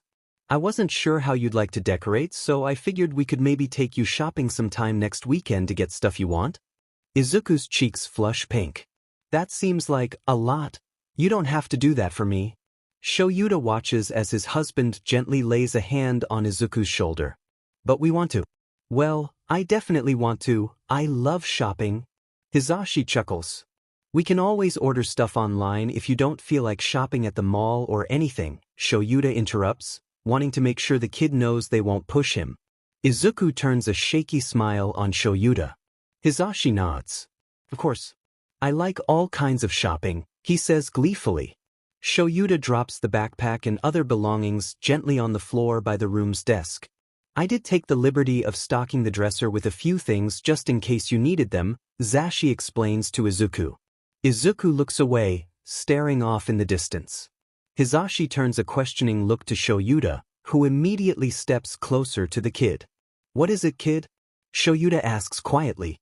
It's just, I have things at the beach that I left there, I'd like to get it, Izuku whispers. Shoyuta nods. Makes sense. We can go tomorrow. Izuku frowns at the floor. My uniform got damaged and my spare is at the beach shelter. Izuku. I was not going to make you go to school tomorrow, Shoyuta explains. You have been through something traumatic and you should probably rest another day, do any homework you might have left and then go back. Izuku looks up at Shoyuta hopefully. Really? Shoyuta smiles. Of course, kid. I'm going to stay here with you tomorrow. Izuku blanches. What the hell? What the hell? Shuta's mind crashes as he stares at the pale kid. Hisashi kneels on one knee close to Izuku. Hey little listener, it's okay. What's wrong? Izuku starts wringing his hands again. I don't want you to miss work, because of me. This kid. Izuku. Kid. It's okay. I rarely take off. This will not affect anything majorly. I'm just going to stay with you to make sure you're safe and resting. And I can go with you to your shelter to grab your stuff. It's no problem. Oh, that's what it is. Shoyuta places his hands on Izuku's shoulder and waits patiently until he looks up at him. Izuku, you are not a problem or an inconvenience to us. I want you to rest tomorrow. I want to be here with you to make sure you get settled. Izuku sniffles. Mom hated when I messed her schedule up. Don't react. Don't you dare react, you will scare him if you get angry. You never have to worry about that with us, Shoyuta promises, his voice steady. Izuku nods with another sniffle. Shoyuta knows that the kid probably doesn't fully believe him, but that's okay. They'll prove it to him. Thankfully, the rest of the day passes fairly calmly. Izuku meets the other two cats. All three officially love Izuku. Bastard especially seems to attach himself to the kid. The three of them eat supper around the table as they talk. Izuku smiles a little easier at Hisashi's jokes and stories. Izuku takes a shower and goes to bed early, poor kid is still exhausted, with the three cats following him. Afterward, Hisashi and Shoyuta lay in their bed together. Shoyuta falls asleep quickly after kissing his husband goodnight. He can only hope the next day goes well. Izuku opens his eyes and stares at the wall opposite the bed he's currently laying on. I can't believe Aizawa-san and Yamada-san are actually letting me stay with them. They are so nice. Izuku sits up slowly and stretches. Looking at the simple alarm clock on the bedside table, he sees it's a little after 9 in the morning. I don't remember when I slept this late, when I was able to sleep this late. I hope that's okay. Aizawa-san would have woken me if he needed me, right? Izuku starts chewing on his bottom lip. He jumps when he feels something bump into his elbow. Turning, he sees Coffee sitting by his side. Morning, Coffee, Izuku says quietly. Did you stay with me all night? Coffee lets out a purr and bumps her head against Izuku's arm. With a soft laugh, he starts petting the calm cat. She leans against Izuku and continues to purr. Knock, knock. Aizawa-san pokes his head in through the doorway. Izuku stops petting the feline and looks up at the dark-haired hero. Morning, kid, Aizawa-san greets with a grin. I thought I heard you moving. Did you sleep okay last night? Izuku smiles shyly back. Good morning, Aizawa-san. Yeah, I did. Thank you. Good. Want some breakfast? Izuku bites his lip and nods slowly. All right. I'll warm up what Hisashi made for us earlier. I'll be in the kitchen, take your time. With that, Aizawa-sen turns and walks down the hallway. Izuku stands up and walks over to the dresser and pulls open the drawers to find something to wear. Grabbing a pair of dark jeans and a lime green long-sleeve shirt, he goes to the bathroom. After getting ready, Izuku walks to the kitchen. Aizawa-san places a plate on the counter across the peninsula from him. Here you go, Izuku. Eat what you can. He picks a coffee mug up and takes a long drink of dark liquid. Izuku shuffles into one of the stools and grabs a fork while staring with wide eyes at the large plate of food. It's piled high with a Western-style breakfast of 2 pancakes, bacon, and scrambled eggs. Hisashi likes to cook Western style whenever he can, Aizawa-san explains. He made this before he left for work this morning.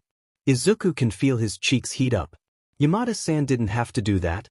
He didn't have to go through all the trouble for me. Izuku risks a glance up to study Aizawa-san's face. He has a soft smile adorning his usually severe features.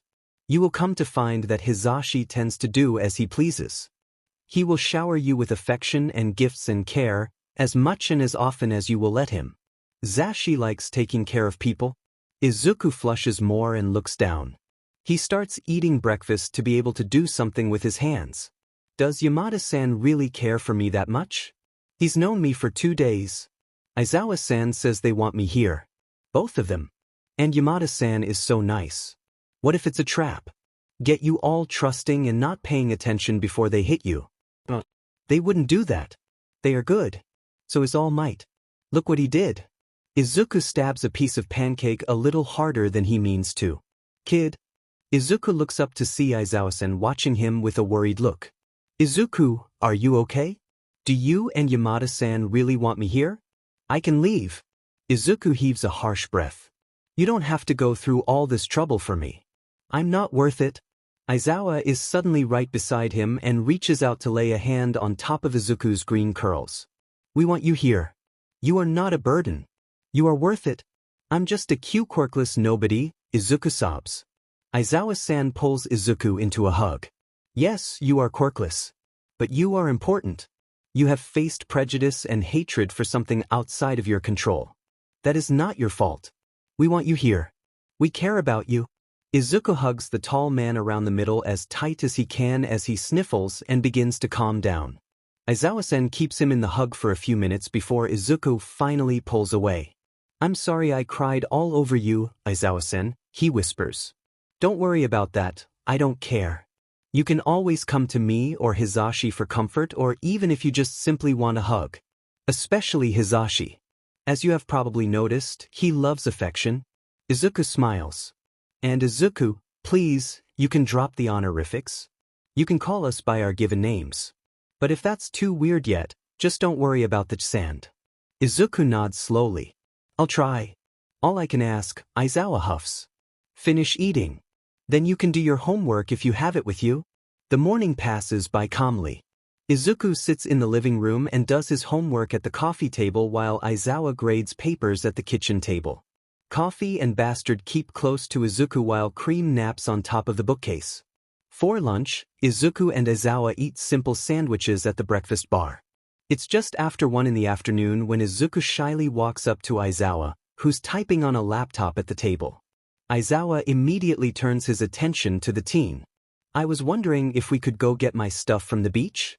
Izuku asks quietly. Sure thing, Izuku, Aizawa responds easily. Hisashi left the car for us today, so we can go now if you're ready. Izuku smiles. Yeah. I'll just grab a jacket and put my shoes on. After they are both ready, Aizawa leads Izuku down to the car. It's not a far drive to Dagoba Beach. After Aizawa parks the car, they make their way to the steps that lead to the actual beach. I understand you might want to do this a certain way, Aizawa starts while gently holding onto Izuku's shoulders. I can come with you to your shelter and help pack everything. Or I can wait right here and you can go get your stuff together. You do not have to feel pressured either way. I will follow your lead here. Izuku is immediately thankful for Aizawa's blunt nature. He wasn't sure if Aizawa was going to insist on helping with every little thing. And Izuku doesn't want Aizawa to see all the All Might stuff Izuku managed to keep here, Izuku can tell Aizawa is mad at All Might for what he said and did to Izuku. Can I go first and pack everything I want? Will you really wait here? Is your shelter close by? Will I hear you if you yell for help? Izuku nods after thinking for a moment. Then yes, I will wait here until you come get me. Just promise me that you will be careful and won't lift heavy stuff. You have to go easy on yourself for a few more days. Izuku smiles. I don't really remember the last time someone cared like that for me. It's so nice. I promise. Aizawa nods and makes a shooing motion with his hand. Go at it, then. Izuku jogs down the steps and weaves through the trash heaps until he finds his shelter. He takes time to toss his All Might blanket and pillow. He can't bring himself to get rid of the figurine though. He packs his supplies and clothes away and then the figurine's on top. He folds up the other 2 quilts that he wants to keep. Finally, he pulls out his analysis notebooks and starts flipping through number 10. He knows he has his analysis on present mic in this one and he wants to add some to it. Wow, is that analysis? A bright, cheerful voice says from behind Izuku. Izuku yelps as he throws himself forward. He spins around and freezes at the sight of the person now in front of him. The girl is a little shorter than him with pink dreadlocks and yellow eyes with crosshairs for pupils. She's wearing overalls over a white t-shirt and heavy boots. She suddenly stands straight and laughs loudly. I didn't mean to scare you, Greenie. She steps closer and leans over Izuku where he's kneeling in the sand. So, was that analysis done by you? It looked good from what I could see. At those words, the crosshairs in her eyes shift slightly. Definitely sight-based quirk. With what she said that she could actually read my writing, it has to increase the range of her vision, and with the crosshairs my guess is that she can magnify what she sees. Useful quirk, would be great at recon and scouting if she wasn't so loud. Can I see more? She asks. Izuku stares at the crazy person with his mouth open. Who are you? He asks, too surprised by her enthusiasm to stutter. She leans back and with big hand movements points to herself. I'm Hatsume. I'm a support equipment inventor. I'm gonna make amazing babies for heroes one day. Izuku rears back further. Babies? What is wrong with this girl? You know, inventions. I'll be a famous inventor. All the heroes will want my awesome support equipment. So when you say babies, you mean your inventions? Izuku asks, voice a little breathless. Yeah. Izuku nods. Okay. So did you write that analysis? Hatsume asks, once again leaning way too close to Izuku. Yes. Cool. Can I look at it more? Hatsume collapses on the sand next to Izuku so their shoulders are touching. I've never really met an analyst before, but my dad, he's an inventor too, says analysts can be super helpful in the support field. Izuku isn't really sure what compels him to hand the notebook to the exuberant girl, but he does it anyway. I've always loved analyzing quirks, but a few years ago, I also started analyzing heroes' fighting styles and equipment. Hatsume takes a minute to read a few pages before suddenly handing it back to Izuku. That's really good, Analyst-kun. Looks like I've run into another genius. So awesome. Izuku gapes at the girl. My name is Midoriya Izuku actually. And I'm not a genius. Hatsume scoffs as she kicks her legs out and relaxes back on her hands. Yes, you are. I've never seen that kind of in-depth analysis outside of the actual professionals that get paid big money for it. And you look to be my age, Analyst-kun. Is she purposely ignoring my name? What a strange person. So I'm planning on going to UE next year. Support course, of course. What about you? Are you planning on going into support too? You'd be great with a brain like that. Izuku blushes. Actually, I was, planning on trying to go into the hero course. Really? That's so cool, Analyst-kun. Hatsume grins even wider at him. I bet you'll be so cool. You're smart. We don't have many heroes that are actually smart and strategic anymore. All they care about is being flashy. Hatsume scoffs. I swear some heroes aren't even heroes. Izuku stares at Hatsume and suddenly feels courage well up inside his chest. I'm actually quirkless, he blurts out. I've been bullied and abused and looked down on because of it. And I want to be a hero so that I can save people and maybe show other kids like me that they can survive it too. They could be heroes or anything they want to be. Izuku stops talking abruptly and stares at the pinkette to watch for her reaction. She suddenly gives him a feral smile. That's amazing. Really? Izuku asks much more softly. Something in Hatsume's yellow eyes soften. Yeah, Izuku-kun. You're amazing. My uncle was actually quirkless. He moved away though cause he couldn't take the discrimination here anymore. I think your dream is fantastic. Izuku feels hot tears spill over and run down his face. And with how smart you are, you'd make a great underground hero. And you know what? We could be partners when we are older. I'll make all of your support gear and that will build my repertoire and you'll have all the best equipment to help people and stay safe. Why you think I could really do it? Why not? Izuku lets out a sob. Not many people believe in me. Hatsume suddenly throws an arm around Izuku's shoulders and hugs him tightly. That's okay. You'll prove them all wrong. You'll be great. I'll support you. Izuku hugs her back. Thanks, Hatsume-san. She pulls back to look Izuku in the eye. None of that. Call me Mei. We are best friends now. Really? Yeah. Hatsume rubs the back of her head, cheeks pink. Actually, I don't have any friends cause people think I'm crazy.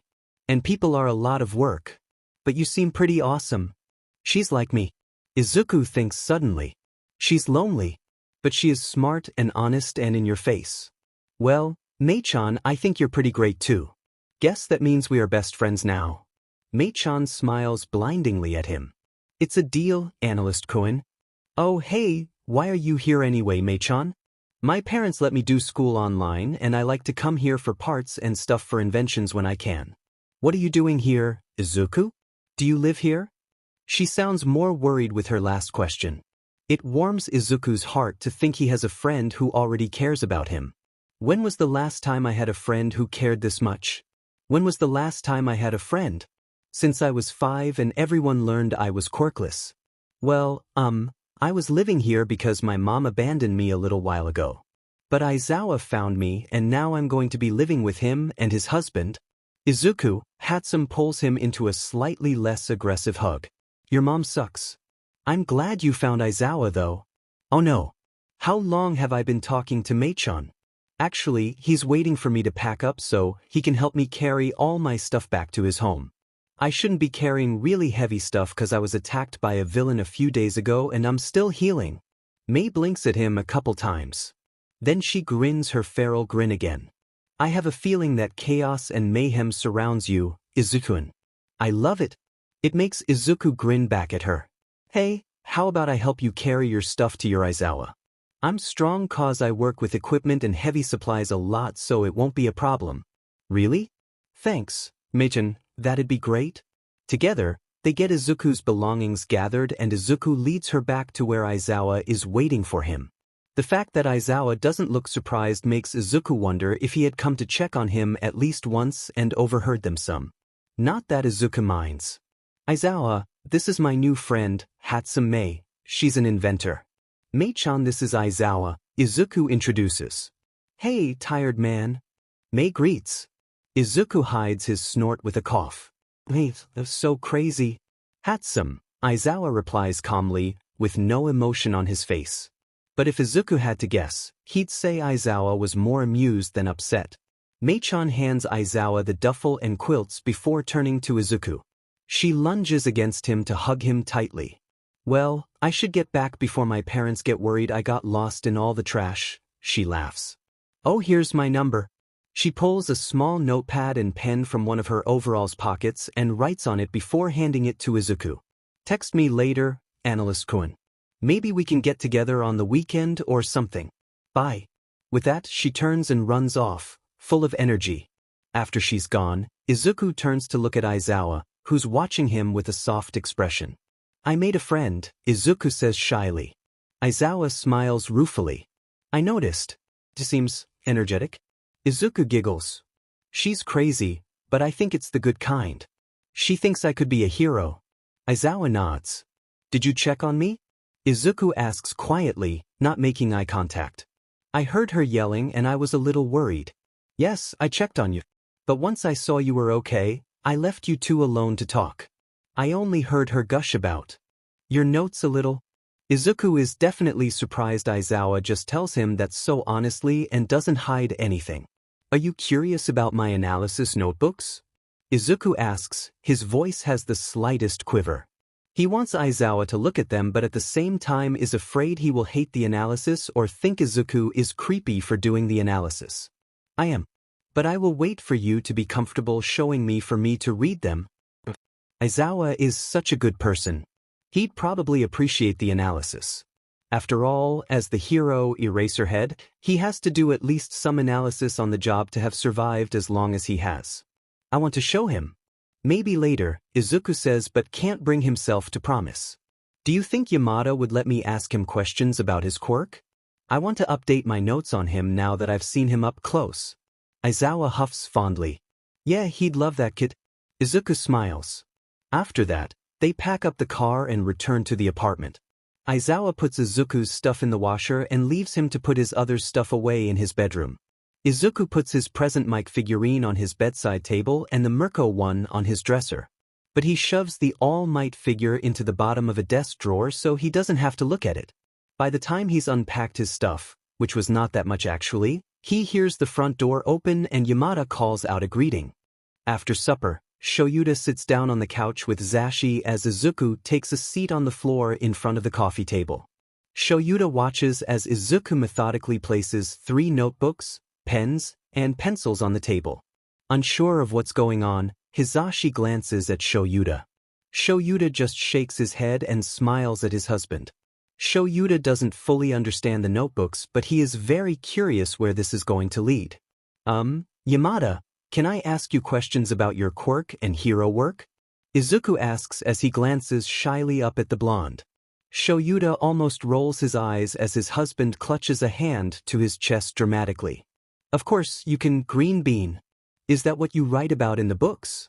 Izuku tugs at his wild curls as he stares at the notebooks. After seemingly making a decision, he nods and looks back up at them. I've always loved analyzing quirks and heroes, ever since I was a kid. I also started studying how they fought and equipment they use and what they could maybe use in the future. I think that's why Mei-chan was so excited when she saw one of my notebooks. Mei-chan? Hizashi wonders. Izuku blushes. I made a friend at the beach today. Her name is Hatsum Mei and she's planning on becoming a hero support inventor. She is very aggressive, but not really in a bad way. She has good intentions. She has a lot of energy and she is very loud. We have agreed that we will be best friends from now on. Hizashi nods with a bright smile. She sounds interesting. The look he throws at Shoyuta reads, our kid is so adorable. Yeah, Izuku says excitedly. But anyway, I have an entry on present mic and since I know you now, I'd love to update your information some. I also have to rewrite my newest notebook since it got ruined. Sure thing, kiddo. Izuku flips open the notebook labeled with the number 10. So, I actually want to confirm a theory of mine. Your quirk is called voice. I wanted to ask if you could confirm that your quirk is your actual voice versus the amplification of your voice like most people assume? I mean, I think it's more than that, but that's the broadest question. Shoyuta watches his husband smile at the boy. Can I ask what your full theory of my quirk is? Izuku smiles shyly. Oh yeah. Of course. Deep breath. My theory is that your quirk is your actual voice but that it's actually a mutation-type quirk of your vocal cords and surrounding area of your throat.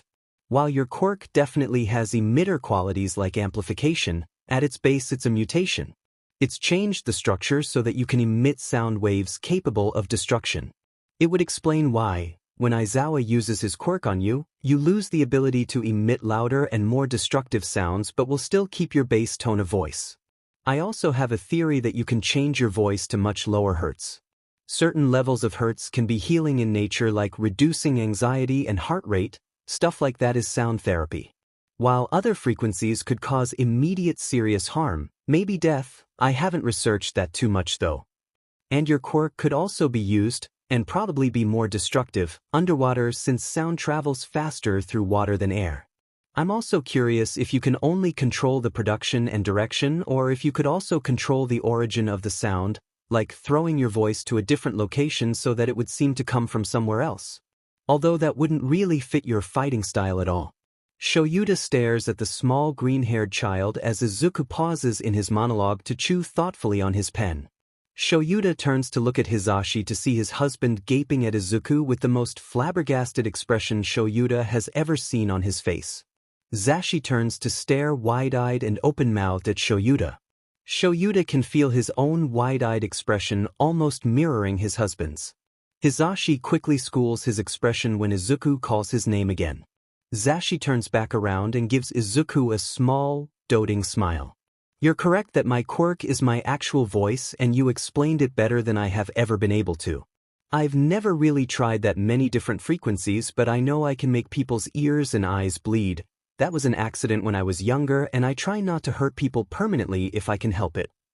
I've never tried to use my quirk underwater. Not sure if I'd ever be in a situation that would require it, but I will keep that in mind just in case. And the sound has to originate from my throat. I'm not capable of throwing my voice, but that would be cool. Hisashi's voice stays level and calm while explaining his quirk to the kid. Shoyuta, on the other hand, is having a crisis. He allows himself to drift a little as Izuku starts writing quickly in his notebook as Hisashi watches over him. What the hell was that? If he weren't adamant about being quirkless, and the fact that I saw the X-rays, I would assume he has some kind of intelligence quirk. But this is just straight-up natural talent. A talent that has not been nurtured by anyone other than the boy's own curiosity and thirst for knowledge. This kid, he's seriously something else. I'm going to have to check his school records sometime and see his grades and reports. I knew he was smart and observant, but this is genius-level intelligence. Shit. Nedzu is going to want to meet him now for sure. He already was curious about the kid, but now he's going to want to meet and test him or teach him or something. Shoyuta almost groans at the future headache he knows will happen when he brings this up to the principal. Can I look at your notebook? Shoyuta asks quietly when there is a lull in conversation between the other two. Izuku bites his lip. Yeah, sure. This one, Izuku pauses to hand the one labeled 10 to Shoyuta, is a year or so old. I'm going to start rewriting this notebook that got ruined a few days ago, Izuku says as he motions to the dirty notebook sitting beside the new one. How'd it get ruined, little listener? Hisashi questions gently. Izuku flinches slightly and looks down. Oh, it just kinda happened and then, it got dropped in a pond, and then, the sludge villain. Hisashi nods slowly. Oh, Izuku, I'll leave you to it, then, he says softly. Hisashi is very intelligent and good at reading people. He must have some instinct telling him not to pry this time, and Hisashi has always been good at knowing when to push versus when to back off. Of course, Shoyuta follows his lead. Shoyuta takes his time to skim through some of the entries in the notebook he currently holds.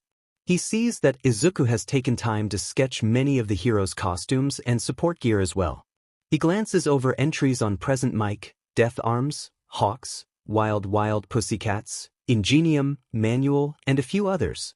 Every entry has the information of known quirks, support gear, fighting styles, known allies, and nemesis.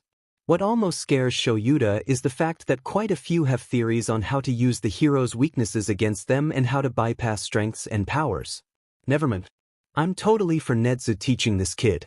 Izuku could probably surpass me in a couple years with good training. Nedzu would be great for the kid's sheer ability of observation and theory work. This kid is a genius and we need to feed that intelligent mind. Nedzu would be the best at that. Although, we need to start training as soon as we can. If any villain ever found this kid and knew his skill, he could be taken and manipulated by them. Needs to know how to protect himself when Hisashi and I won't be there. Shoyuta shuts the notebook and gently lays it on the table close to Izuku, who looks up at Shoyuta with a curious expression. Izuku, Shoyuta says in a grave tone, we are going to start your training as soon as you're completely healed. You are incredibly observant and intelligent. I would also like you to start thinking about a code to use for all of your notes, okay? If this kind of information gets leaked, someone could get hurt. Izuku gapes as Shoyuta. It's not that good, it's mostly theory. Kid, Shoyuta almost feels actual pain in his hurting heart. Izuku, Hisashi cuts in with a serious expression. From the little I've seen, I can tell you are brilliant. Shoyuda is right in telling you that you should keep this kind of stuff safe, not that you shouldn't do it because this is great, but you should be careful. Hisashi pauses to smile widely at Izuku. Geez, little listener, you're such an amazing kid. I'd love to see where you take this. I bet you'd make a good hero with that mind of yours. Oh, Hisashi, you perfect, wonderful man. Izuku chokes on a sob. Why, you think I could be a hero? Of course, kiddo, you're so smart. You could go underground like Shoyuda. I bet you'd thrive doing that. Tears start to flow down the kid's cheeks. Thank you, Izuku gasps. Hisashi stands and takes the 2 steps around the table to drop to his knees beside Izuku before gently encompassing the child in the circle of his arms. Oh, little listener, it's okay. Let it out. It's okay to cry. And nobody ever believed in me. Nobody thought I could be a hero. Izuku cries into Hisashi's chest. Hisashi, tears beginning to well in his eyes, hugs him tighter. We do. We believe in you, Izuku. A few hours after the emotional display, Izuku is sleeping in his room as Shoyuda and Hisashi settle in their own room. Shoyuda? Shoyuda hums. Our kid is a genius, Hisashi whispers with a soft expression. He's gonna be one of the great ones. I can tell. Shoyuda shares a soft expression with his husband. I agree. Izuku wakes on Tuesday morning feeling a lot better than the last few days. Once awake, Izuku stands and stretches before making his way to the bathroom to start getting ready for school. Where everyone hates me. Where Katsuki will be. Don't think about it right now. Focus on getting ready. After Izuku finishes brushing his teeth and dressing, he leaves the bathroom. And nearly has a heart attack. Aizawa is standing directly beside the bathroom door, so Izuku almost walked into him in the slightly shadowed hallway. Aizawa gives a slow, toothy grin before reaching out to ruffle Izuku's hair. Sorry, problem child, I didn't mean to startle you. I wanted to ask a favor, Aizawa explains, voice still slightly sleep-rough. Izuku huffs out breath, somewhat amused by the dark-haired man. I like when Aizawa and Yamada call me by nicknames. It always makes me feel warm instead of looked down upon, like when Katsuki does it. Sure, what is it? I wondered if you would let me take a few of your notebooks to UA today to show Nedzu. Flabbergasted, Izuku stares at Aizawa. Aizawa stares calmly back, letting Izuku think it over. What? Izuku says. Why would you want to show them to him? Aizawa carefully lays a hand on Izuku's thin shoulder. Izuku, you are incredibly intelligent. Nedzu is someone that greatly values people who are intelligent and observant. And he may also like to teach you or at least give me pointers on how to teach you so I can help you improve. You're smart, Izuku defends. Aizawa chuckles. Yes, kid, I know I'm smart. But you are on a whole different level. I want to be able to provide all you need to surpass me and be the best you can be. Aizawa squeezes Izuku's shoulder gently. You do not have to agree. I am asking your permission. Izuku looks down as he wrings his hands together. Yeah, that's okay. Aizawa puts a finger under Izuku's chin and gently nudges his head up to look the hero in the eye once more. Izuku, no matter what Nedzu says, you are staying with Hisashi and me. You're ours now. I will still be personally training you as well. Nedzu is a whole different category of training, if that is what he would end up wanting to do. Izuku can feel the heat of tears well up behind his eyes. He sniffles and manages to hold them back long enough to whisper a shaky. Aizawa nods and releases Izuku. I have to head in early to do a few things. Hisashi will be with you for breakfast. Will you fetch a few of your notebooks for me? Izuku nods quickly before scampering back to his room. He grabs notebooks 9, 10, and 11. He quickly returns and holds the trio of notebooks out to Aizawa. Aizawa takes them carefully and nods at Izuku. Thanks, kid, I'll keep them safe for you. Izuku's eyes widen. Why does he make it seem like some important mission? Because they hold potentially dangerous information on professional heroes? Because he cares about you and can see that they are important to you? Probably both. Whatever it is, it warms Izuku. I trust you, Izuku says as he turns to make his way to the kitchen. Morning, little listener. Yamada greets with a gentle side hug when Izuku enters the kitchen area. Are waffles okay for breakfast? They are one of my favorites. Izuku smiles. Sounds delicious. Izuku can't remember the last time he had homemade waffles. Aizawa says goodbye and leaves while Yamada is cooking the waffles. Afterwards, Izuku and Yamada sit side by side at the breakfast bar and eat quickly. So, kiddo, I was thinking if you're up for it, you and I, maybe show Yuta too if we can convince him, could go shopping this coming weekend, Yamada suggests softly as if a little nervous. We could stop at the food court as well while we are there. I love the ramen shop there. Izuku smiles. Yeah, that sounds nice. It's been forever since I had a day just being out with people that liked me. And Aizawa did say to let Yamada spoil me, so this is probably okay. Yamada likes to shop and I think it could be fun. Yamada's face almost splits in half with the size of the smile he shows Izuku. Great! Yamada reaches over to ruffle Izuku's hair. So, better get going, both of us have to be at school soon. Would you like me to drive you? No, that's okay. It's not far to school from here and I'm feeling really good. I'd like to walk if that's okay. I don't want him to see any of my bullies. I don't want him to see how nervous I am. All right, little listener, Yamada says softly. Just remember that you have our number. If you need us for any reason, text or call one of us. Okay? Warmth spreads through Izuku's chest at the promise that Yamada is actually making. We will come get you if you need us for any reason is what Yamada is saying. Makes Izuku want to cry, sorrow because it's taken over a decade for someone to care enough, relief because he finally has them, and just straight joy. Instead, Izuku smiles widely at the blonde hero. I will, Izuku promises. Yamada smiles back. But now we better be going. Izuku makes it to his homeroom unscathed. Then Katsuki walks in and looks straight at Izuku. Izuku shivers. He looks feral. That's the only way I can describe it right now. That's not good. Katsuki walks stiffly over to his desk and sits down before whipping around to glare at Izuku. Izuku looks down at his desk immediately. Oh geez. He looks madder than usual. I've got to stay away from him today. Izuku sits and takes minimalistic notes during his morning classes. Every few minutes he feels a vicious red glare glance against him. Izuku can't help looking back up at the angry blonde. A minute before the lunch bell rings, Izuku has his things packed up and is nervously chewing his bottom lip. I need to get out of this room before Bakugo can get a hold of me. I'm small, I can hide in the crowd for a few moments so I can escape and hide somewhere. I just need to get out of the room first. The moment the bell rings, Izuku is out of his chair and speeding towards the door. A hand grabs his shoulder and fists into his uniform. Turning, Izuku sees crimson eyes. Izuku sucks in a harsh breath as he tries to twitch away from the angry teen. Come, Deku, you and I need to talk, Bakugo growls. Ah, Izuku whimpers. For the first time in a long time, Izuku turns to look straight at the teacher. He doesn't know if it's because he has two reliable adults in his life or just pure desperation, but he stares at the teacher still at the front of the classroom. Mura-sensei watches as Bakugo drags a pale Izuku past him. Mura-sensei, Izuku calls out in a thin voice, please? Don't let him take me out of this room.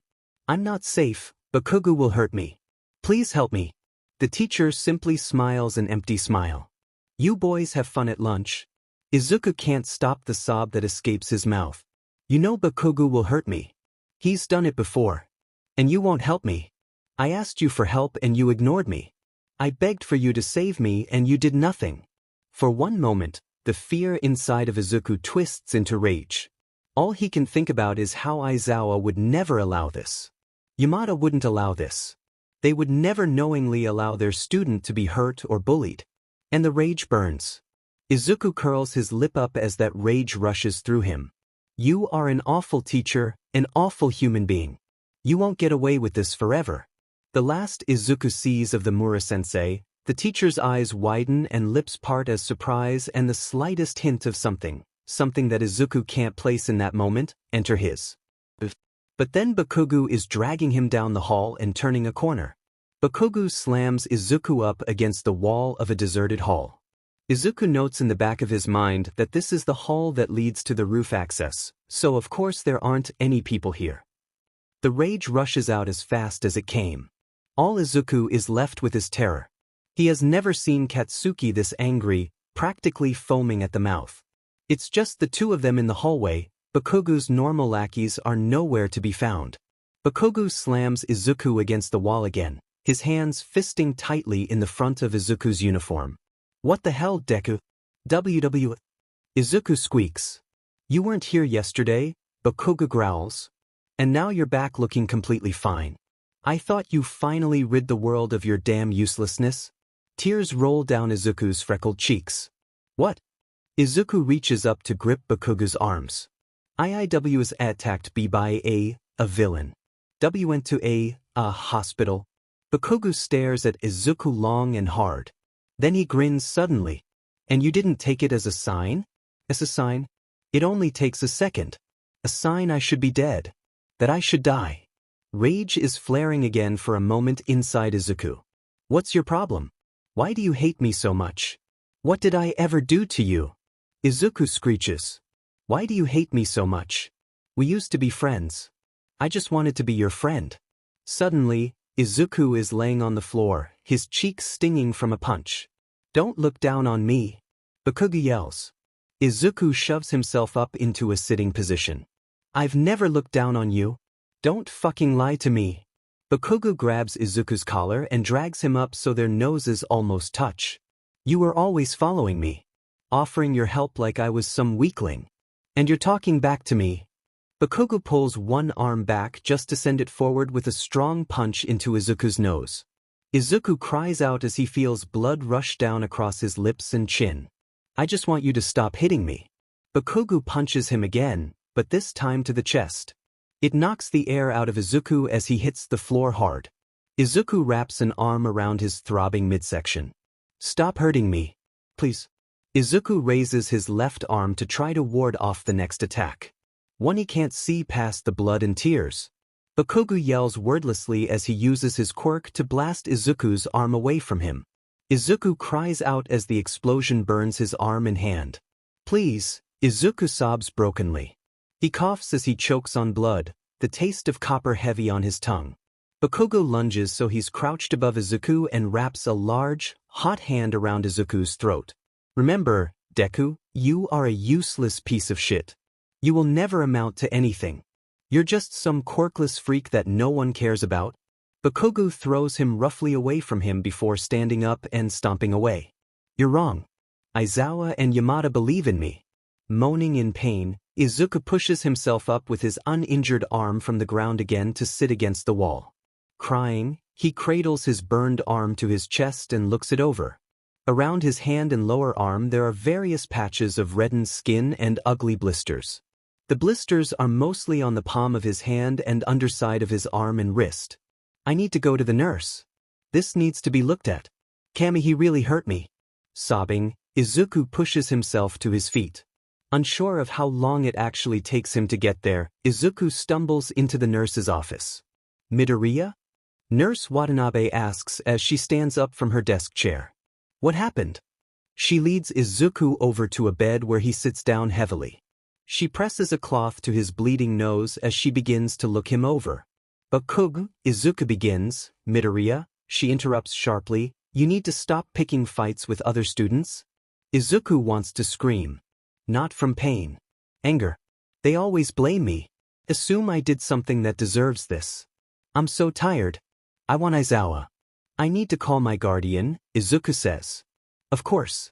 Izuku takes his phone out and presses Aizawa's contact. He answers on the third ring. Izuku, are you okay? Sniffle. Aizawa, I got hurt at school, Izuku admits. Izuku hears rustling on the other side of the call and some indistinguishable words as Aizawa speaks to someone else. Okay, Izuku, I'm coming to you. I will be there soon. Okay. Relief floods Izuku. Can you tell me how bad it is? Izuku looks down at his burned and blistered arm. His nose isn't bleeding anymore, but it's throbbing painfully in tandem with his heartbeat. Kid. There's an extra edge of worry in Aizawa's voice. I think my nose is broken and my arm is burned kinda badly, Izuku explains in a congested rush. Someone attacked you? Aizawa's voice is low rumble. Why yes, Izuku whispers. Was it a teacher? A student? Izuku lets out a keen. Yeah. Deep inhale. Long exhale. But I'm going to get the keys from Hisashi and then I'm coming to get you. I will be there soon. Do you need me to stay on the line with you? No, I think I'll be okay. But Izuku, I need you to stay awake until I get there. I will be there soon, Aizawa promises. Izuku mumbles. They hang up and Izuku shoves his phone into his pocket. The nurse hands him an ice pack and a tube of aloe vera. She won't even help me. She just hands me stuff to take care of myself. Izuku gently presses the ice pack against his nose, making more tears fall. I want Aizawa.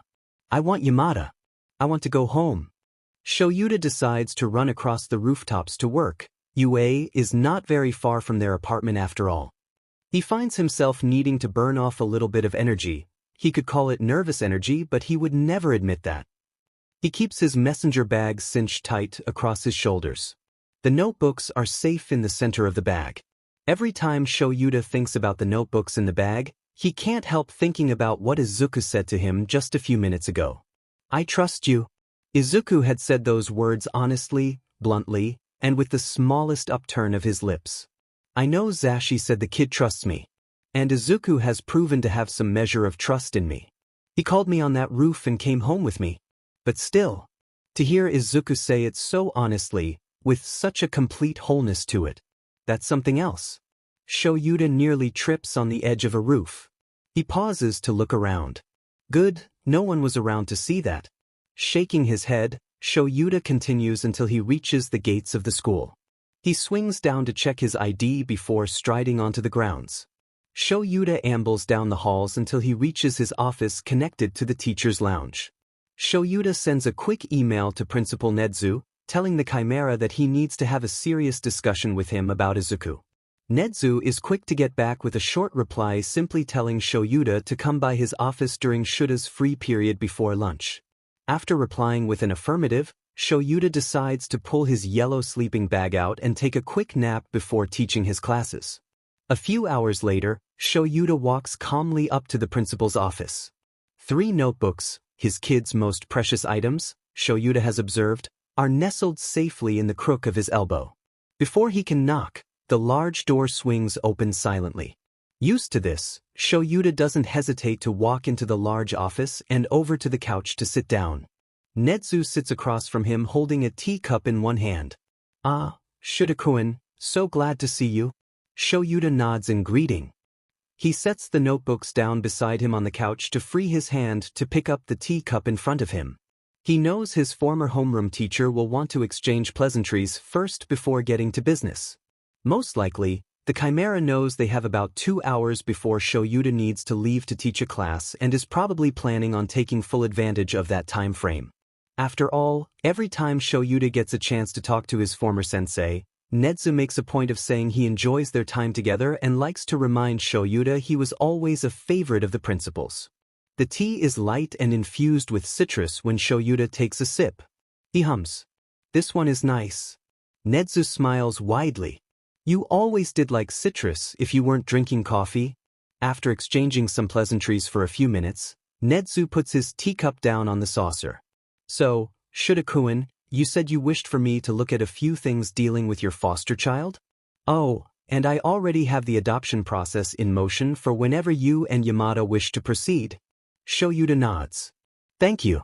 Yes, I believe Izuku has genius-level intellect and a gift with analysis. He cuts right to the chase bluntly. He let me bring a few of his analysis notebooks with me today to show you. I was wondering if you could at least give me some advice in advancing his training with this. I have some skill, but this is beyond what I could already teach him. Nedzu grins, showing his teeth in a way that could be threatening.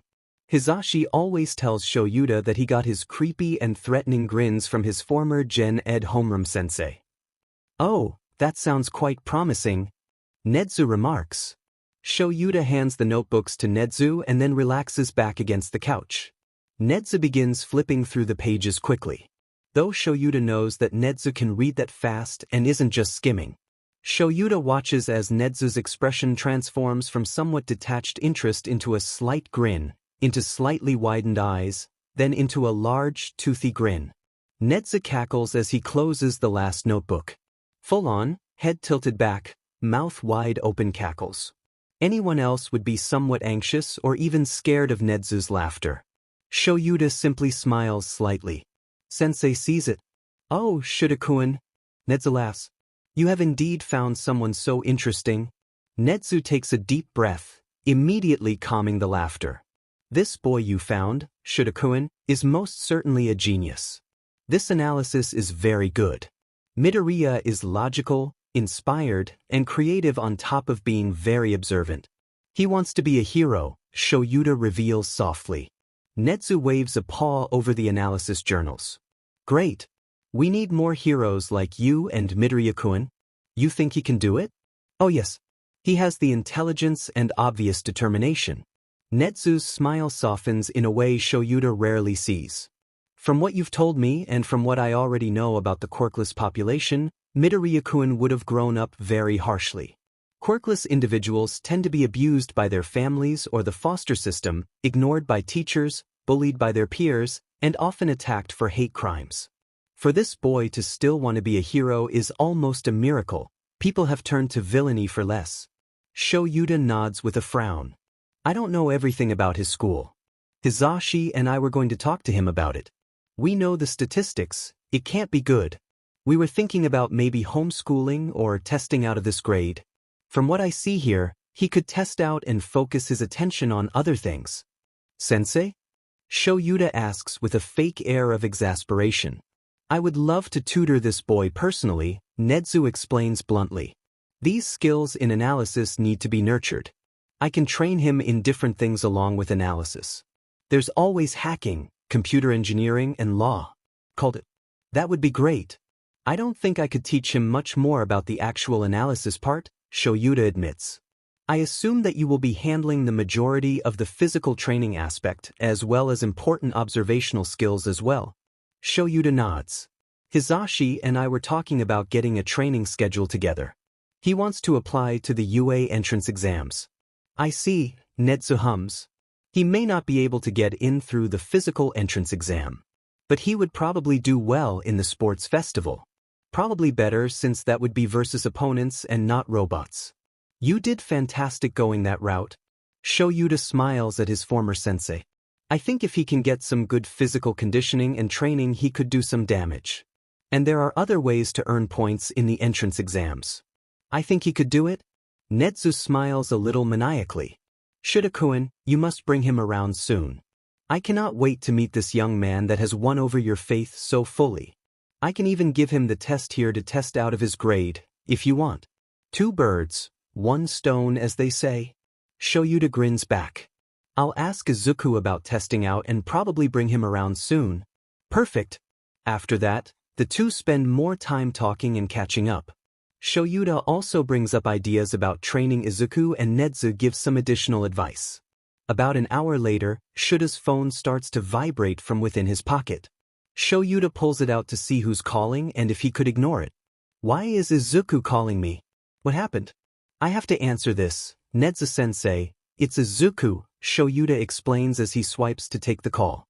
In his peripheral vision, Shoyuta notices a slight frown on Nezu's face. He presses the phone against his ear and cheek. Izuku, are you okay? Sniffle. Aizawa, I got hurt at school, Izuku admits. Shoyuta can hear the pain and tears in Izuku's young voice. Shit. What happened to my kid? Shoyuta looks at Nezu as he pulls the phone away from his mouth slightly. Sensei, I need to go. Izuku is hurt at his school. Oh no. Yes, of course, Nezu responds without hesitation. Shoyuta nods as he focuses back on Izuku. Okay, Izuku, I'm coming to you. I'll be there soon. I'll have to take the car, so I can leave with Izuku. Okay, Izuku breathes, sounding relieved. Can you tell me how bad it is? Shoyuta asks. Do I need to call an ambulance? Will I need to take him to the hospital again? I wonder if I could bring him back here to Chio. Izuku is quiet for a moment, obviously thinking something over. Oh kid, it's going to be bad, shit. Kid? Shoyuta asks, anxious. I think my nose is broken and my arm is burned kinda badly, Izuku explains in one breath. What? Who dared?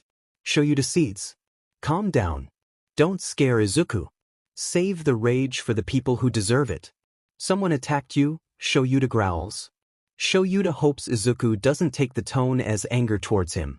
Why yes, Izuku whispers. Was it a teacher? Shoyuta asks. A student? Izuku whines, sounding so hurt. Yeah. Shoyuta takes a deep breath. An adult, I could have probably punched without consequences. But for another child to attack Izuku, why weren't they stopped? Where were all the adults? Okay, Shoyuta says, reining in the anger to stay calm for the kid. I'm going to get the keys from Hizashi and then I'm coming to get you. I will be there soon. Do you need me to stay on the line with you? No. I think I'll be okay. But Izuku, I need you to stay awake until I get there. I don't know if you're concussed as well and I don't trust anyone there to watch over you. I will be there soon, Shoyuta promises. "K?" Izuku says, sounding small. They hang up. Shoyuta immediately texts Hizashi. Shoyuta, are you in your office? I need the keys. Thankfully, Hizashi replies quickly. Zash. What's wrong? Are you okay? Shoyuta. I'm okay. I have to get Izuku. I'll explain when I get the keys. Shoyuta looks back up at Nedzu, who has since stood up and is watching Shoyuta with a softer expression. Shudakuen? Shoyuta frowns. Some kid at Izuku's school attacked and hurt Izuku. Nedzu nods. Is it very bad? He said he thinks his nose is broken and his arm is burned badly. He sounded congested and tired. He could also have a concussion or other injuries. I think he just gave me the worst, Shoyuta explains. Nedzu frowns. You've said that Midoriya-kun goes to Aldra, right? I think I'm going to look into that school while you're out. So, you're going to hack into their systems and start compiling evidence and information. Also, you can eventually close down a bad school. And ruin some careers. Perfect. Shoyuta nods. Have fun. Nedzu grins all teeth. Oh, I will. I'll send you some relevant information. You should message me to tell me what you observe while there. Of course. And take Chio with you so you won't have to take the child to a hospital. Shoyuta nods again. Thank you, Nedzu-sensei. With that, Shoyuta gathers the 3 notebooks and quickly leaves the principal's office. Shoyuta jogs down the hallways, all the way until he reaches Hizashi's office. Once in his husband's office, Shoyuta pauses. Hizashi stands there looking ready to go with both of their bags. What might be a little more shocking is the fact that the blonde's hair is de-gelled and pulled back in a bun at the nape of his neck. Hizashi also has changed from his leather jacket into a plain blue long sleeve, took off his gear, and changed his orange, triangular glasses for his regular ones. He's still wearing his pants and boots, but they are plain enough to look past. Zashi, Shoyuta starts. The blonde hero shakes his head. I'm going. Something is obviously wrong with Izuku. And Nedzu already messaged me a few minutes ago saying that he will get ectoplasm to watch over the rest of our classes for the day. I figured civilian gear might be a safer bet, at least at first. We can go in as parents first, and heroes second if need be. Shoyuta is glad for his intuitive husband. And Shoyuta knows his husband is very capable of quick wardrobe changes when necessary. So Shoyuta decides not to argue. His husband was right after all, and Nedzu took care of the other stuff here. He takes his bag and places the notebooks into it before shouldering it. Alright, we have to get Chio. Shoyuta turns sharply and leaves the office. Hizashi follows quickly behind. Chio. Izuku's hurt? How badly? Is he conscious? Izuku called me and told me another student attacked him. Possible broken nose. Burned arm. Could have a concussion. I'm not sure if he has any other minor injuries. Hizashi lets out a harsh breath. Damn, poor little listener. Together, they rush into the infirmary, where Recovery Girl is already waiting with her medical bag and cane. Nedzu called and filled me in. Let's go, Chio states matter-of-factly. Shoyuta nods. Zashi, go and start the car and bring it around. The taller man nods and takes off, his long legs eating the distance quickly. Shoyuta looks at Chio, who is walking quickly beside him. What all did Nedzu tell you? Chio raises one gray eyebrow at him. You're adopting a young teenager who happens to be quirkless. He's been abused and abandoned. He's been attacked by another student at his school and possibly severely injured. Shoyuta nods. Yeah, that about sums it all up. When Shoyuta and Chiyo rush out the back entrance, Hisashi is already there waiting for them in the car. Shoyuta throws himself into the front seat while Chiyo climbs into the back. Hisashi drives quickly through the open gates of the school. What's the plan? Hisashi asks tensely. Shoyuta glares out at the road. Check Izuku first. Then start asking questions. I want to see if they are going to try to cover all this up and make excuses. Hisashi nods, his expression serious. Let's do this. Shoyuta tries hard to not sprint up to the entrance doors of Aldra. Hisashi is no better, practically vibrating with stress and worry. Chiyo is calmer as she follows the two younger heroes. The trio stops at the receptionist's desk. The middle-aged woman sitting there gapes at them. Excuse me, what do you think you are doing? You can't just come in here like this. Shoyuta narrows dark eyes at the woman. Our kid was hurt here today and called me. The woman's pale eyes widen. Can you tell me what your child's name is? Midoriya Izuku, Hisashi says, worry clear in his voice. The receptionist rolls her eyes as she scoffs. That boy? You are not his guardians. His mother is Midoriya Inko. Shoyuta steps forward and leans on the counter, hands spread across the wooden surface. I would suggest looking at his file. It's been changed. My husband and I are fostering him. She huffs but does as Shoyuta said. Oh, she mutters dumbly. So are you Aizawa and Yamada, then? Yes, Hisashi interrupts as he puts a soft hand against Shuta's lower back. And Izuku called my husband and said he's been hurt. We need to know where he is. Tell us where he is, you idiot, Shuta's inner voice snarls. Well, if he injured himself again, then he'll be in the infirmary. It's down this hall to the left. At the end there will be a sign, the receptionist explains boredly. Shoyuta bares his teeth. Hisashi steers Shoyuta away and down the hall without saying anything more to the woman. Shoyuta shares a look with his husband. They both heard how she immediately put the blame on Izuku, without even knowing the situation. We have to stay calm for Izuku's sake right now, Hisashi says gently. I know we want to burn the place and everyone that's hurt him. But Izuku is hurt and probably feeling like he might lose us because he's causing us trouble.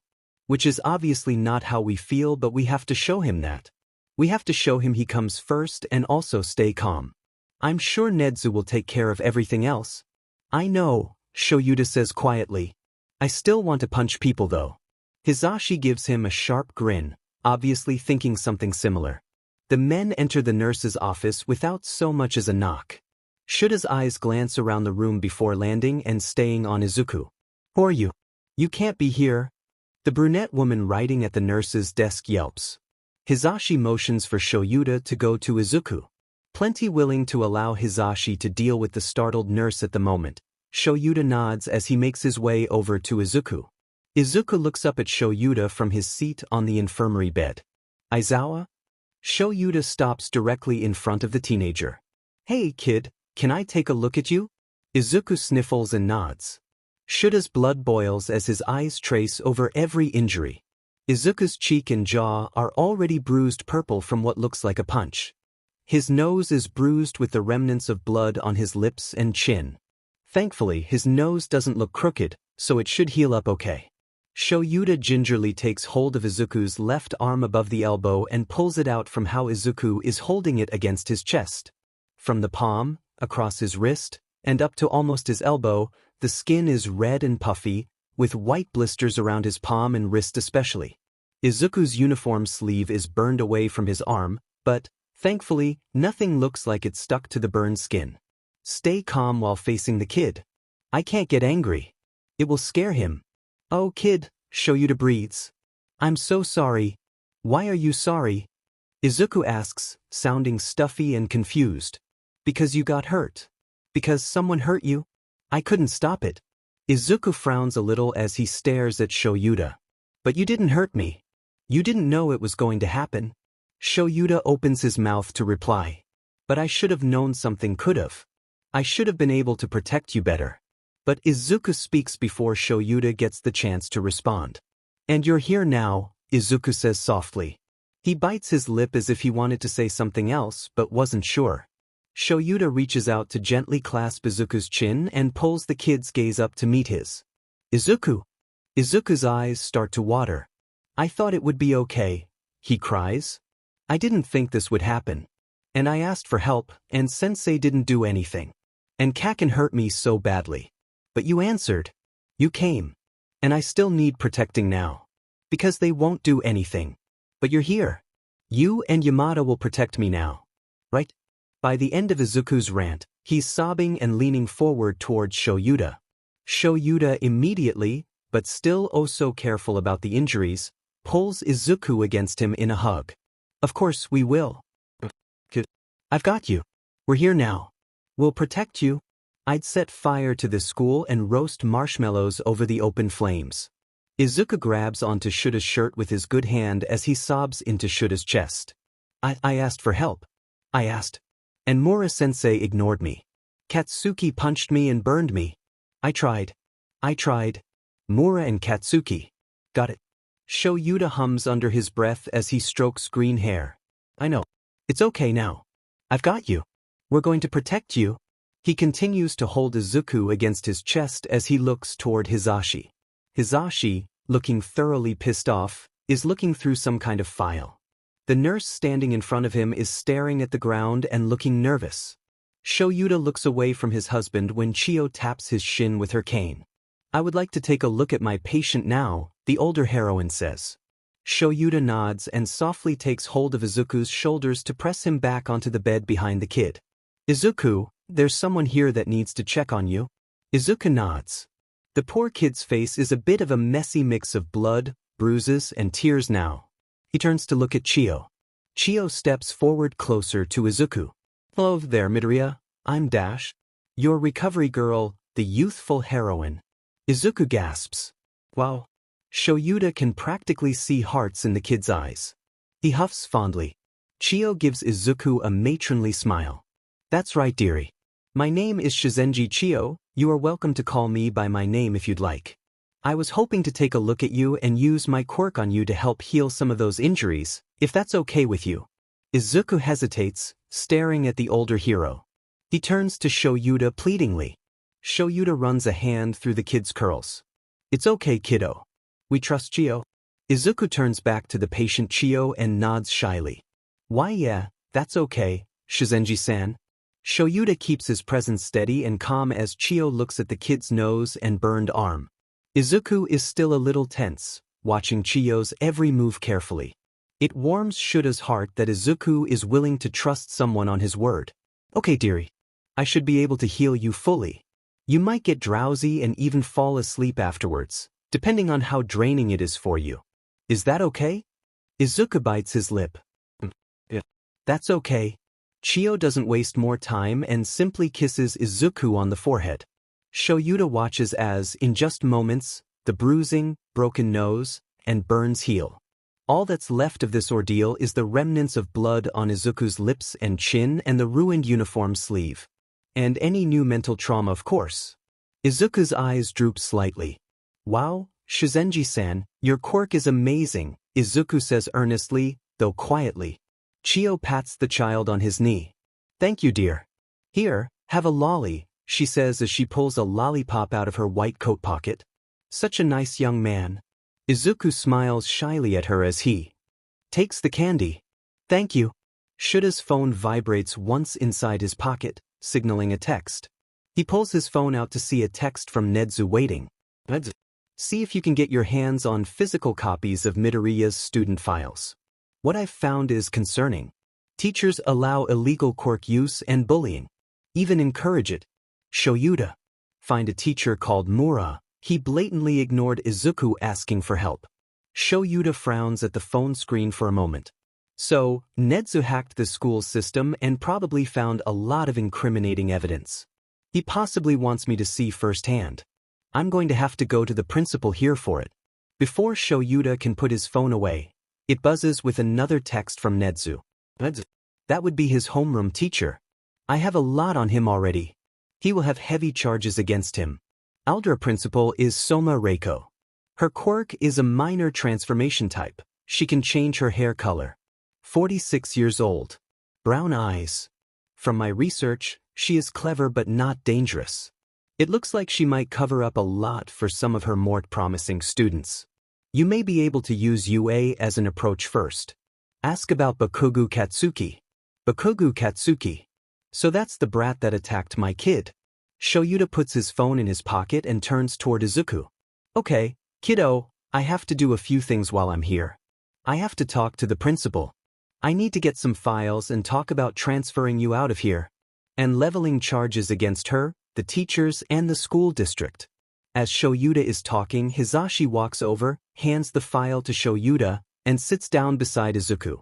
Zashi wraps an arm around the kid's shoulders and pulls him against Hisashi's side. Izuku's bottom lip wobbles as he keeps his gaze on Shoyuta. You have to leave me here, Izuku whispers. Hisashi rubs Izuku's shoulder. Don't worry, sweetheart, he softly says to the kid. Sho has to leave to go talk to the principal, but I'll stay here with you the whole time. Izuku glances at Hisashi shyly. Promise? Hisashi gives him a wide smile. I promise. Izuku looks back at Shoyuta. But you said I'm transferring? Shoyuta nods. I'm not allowing you to stay where you are being abused and neglected. We can talk more later when we're home. Okay, Izuku says quietly before turning to bury his face in Hisashi's shirt. Shoyuta isn't sure if the kid is too tired or genuinely wants out of the school, but he'll take it. Yamada glances at the file he handed Shoyuta with a clear "you need to read that" look. Shoyuta nods back at him before he turns and leaves the infirmary. Shoyuta knows that Hisashi had words of some sort with the nurse and doesn't feel like getting into it with her. His main concern is getting any evidence that is necessary and getting Izuku out of this hellscape. Once, in the hallway, he opens Izuku's medical file to skim it. Shuta's grip tightens as he reads the many times Izuku came to the nurse's office with injuries that explicitly point toward targeted bullying. There are many cases of burns that Shoyuta would bet came from the Bakugo kid. Huffing out an angry breath, Shoyuta makes his way back to the receptionist's office. Is Soma Reiko in her office? Shoyuta asks as he strides past the receptionist's desk toward the door that's labeled Principal Soma. Yes, but you can't just walk in there, she's busy. Watch me. Shoyuta throws the door open and steps into the office. The woman behind the desk startles and looks up as Shoyuta closes the door behind him. The woman is tall and willowy with light pink hair that matches her pantsuit. Her dark brown eyes narrow at the hero. Just who do you think you are to barge into my office like that? Soma spits as she stands up. Shoyuta grins, not the gentle or affectionate one he gives to Zashi and Izuku, but the "I'm about to ruin you" crazy smile he aims at villains. Soma flinches at the smile. It makes something a little vindictive in Shoyuta preen. I'm a representative of Yui, Shoyuta starts as he pulls out 2 IDs from his scarf. One is his hero ID. The other is one Nedza gives to many of Yui's teachers that identifies him as a talent scout and teacher for Yui. Soma gapes at the IDs before looking back up at Shoyuta. Can I ask what you are here for, sir? Still nervous, but she has a calculating edge in her gaze now. I need to see some of your student files. Oh, of course. We have many promising individuals that would be perfect for UA. Some people are so easy, making assumptions when they should ask more questions. I want to see Bakugo Katsuki's first. Soma smiles proudly. Yes, Bakugo-kun is this school's pride and joy. He is so smart and has such an amazing quirk. I'm sure he would be a wonderful addition to you. I doubt that. Shoyuta stays silent as Soma pulls a file out of the many cabinets behind her. He takes the file once she hands it to him and opens it to read. The picture of the blonde boy shows him glaring at the camera with narrow red eyes. Boy has an explosion quirk. That explains the burns. Teachers have never complained about him and only say he's delightful in class.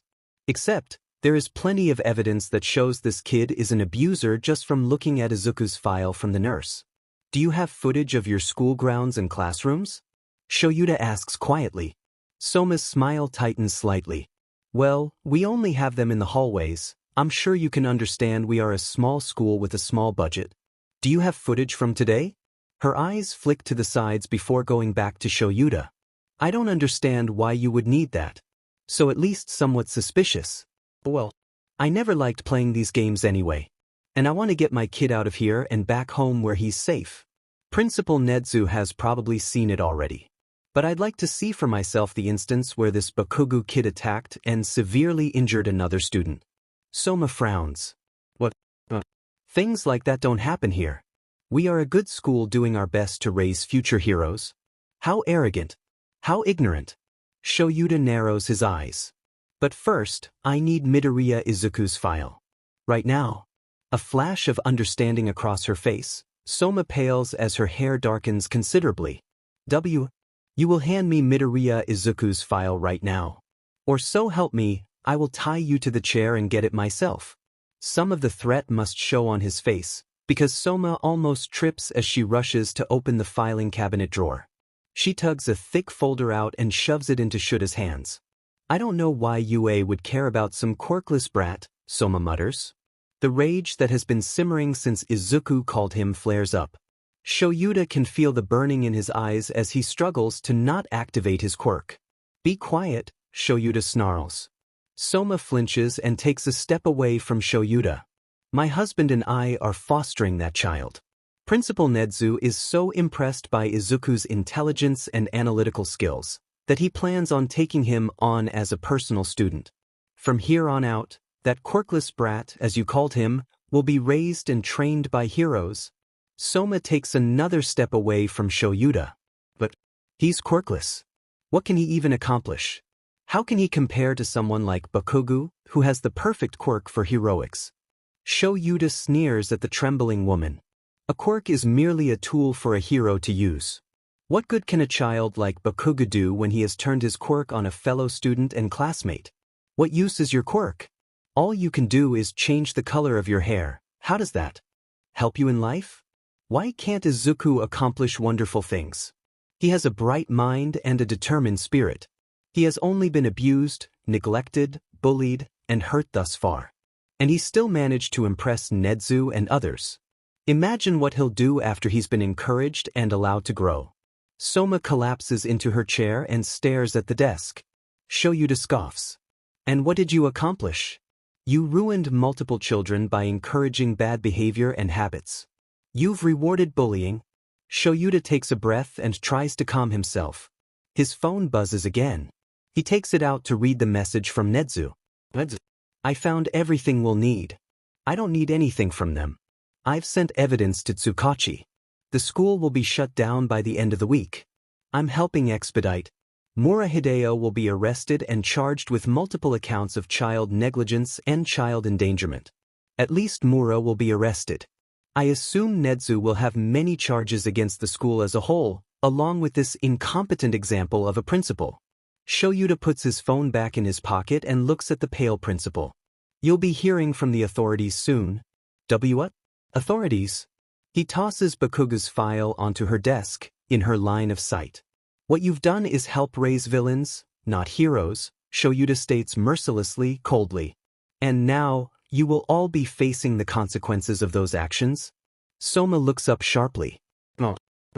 That's not. She stops and shakes her head. I'm leaving with my child now, Shoyuta informs as he turns away. He tucks Izuku's file under his arm. He plans on reading it later, before giving it to Nedzu. Outside of the infirmary, Shoyuta pauses to take a few deep, calming breaths. Calm down. Nedzu is getting this disgusting school shut down. All I need to do is take Izuku home now. Izuku is my priority now. Deal with more stuff tomorrow. Shoyuta walks into the infirmary. He doesn't bother hiding the gentle smile he aims at his husband and son. Son. Yes, son. He's ours. We can talk about adoption later. They are lying side by side, with Hisashi's arm curled around Izuku's shoulders, on the infirmary bed watching videos on Hisashi's phone. He can't help himself. Shoyuta has to take a picture of them. It's too cute. Tucking his phone away once more, Shoyuta makes his presence known and walks over to stand next to Chio, who is sitting at the nurse's desk.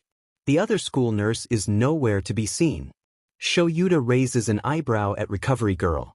She smiles grimly. I had a talk with that nurse about how we, as medical professionals, ignore any personal opinions and bias about our patients and that we always put the children under our care first. So, you chewed her out and she ran away, Shoyuta states. She did look close to tears. Shoyuta chuckles darkly. I think people forget that Nedzu and I are friends as well as fellow heroes.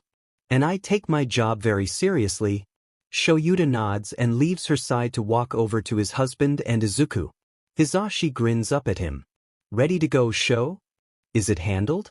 Yes, let's go. It's been handled. Hisashi helps Izuku stand up. The kid immediately burrows against Shuta's side, who simply wraps an arm around him to hold him close. The four of them walk out of the school. Hisashi gets in the driver's seat again.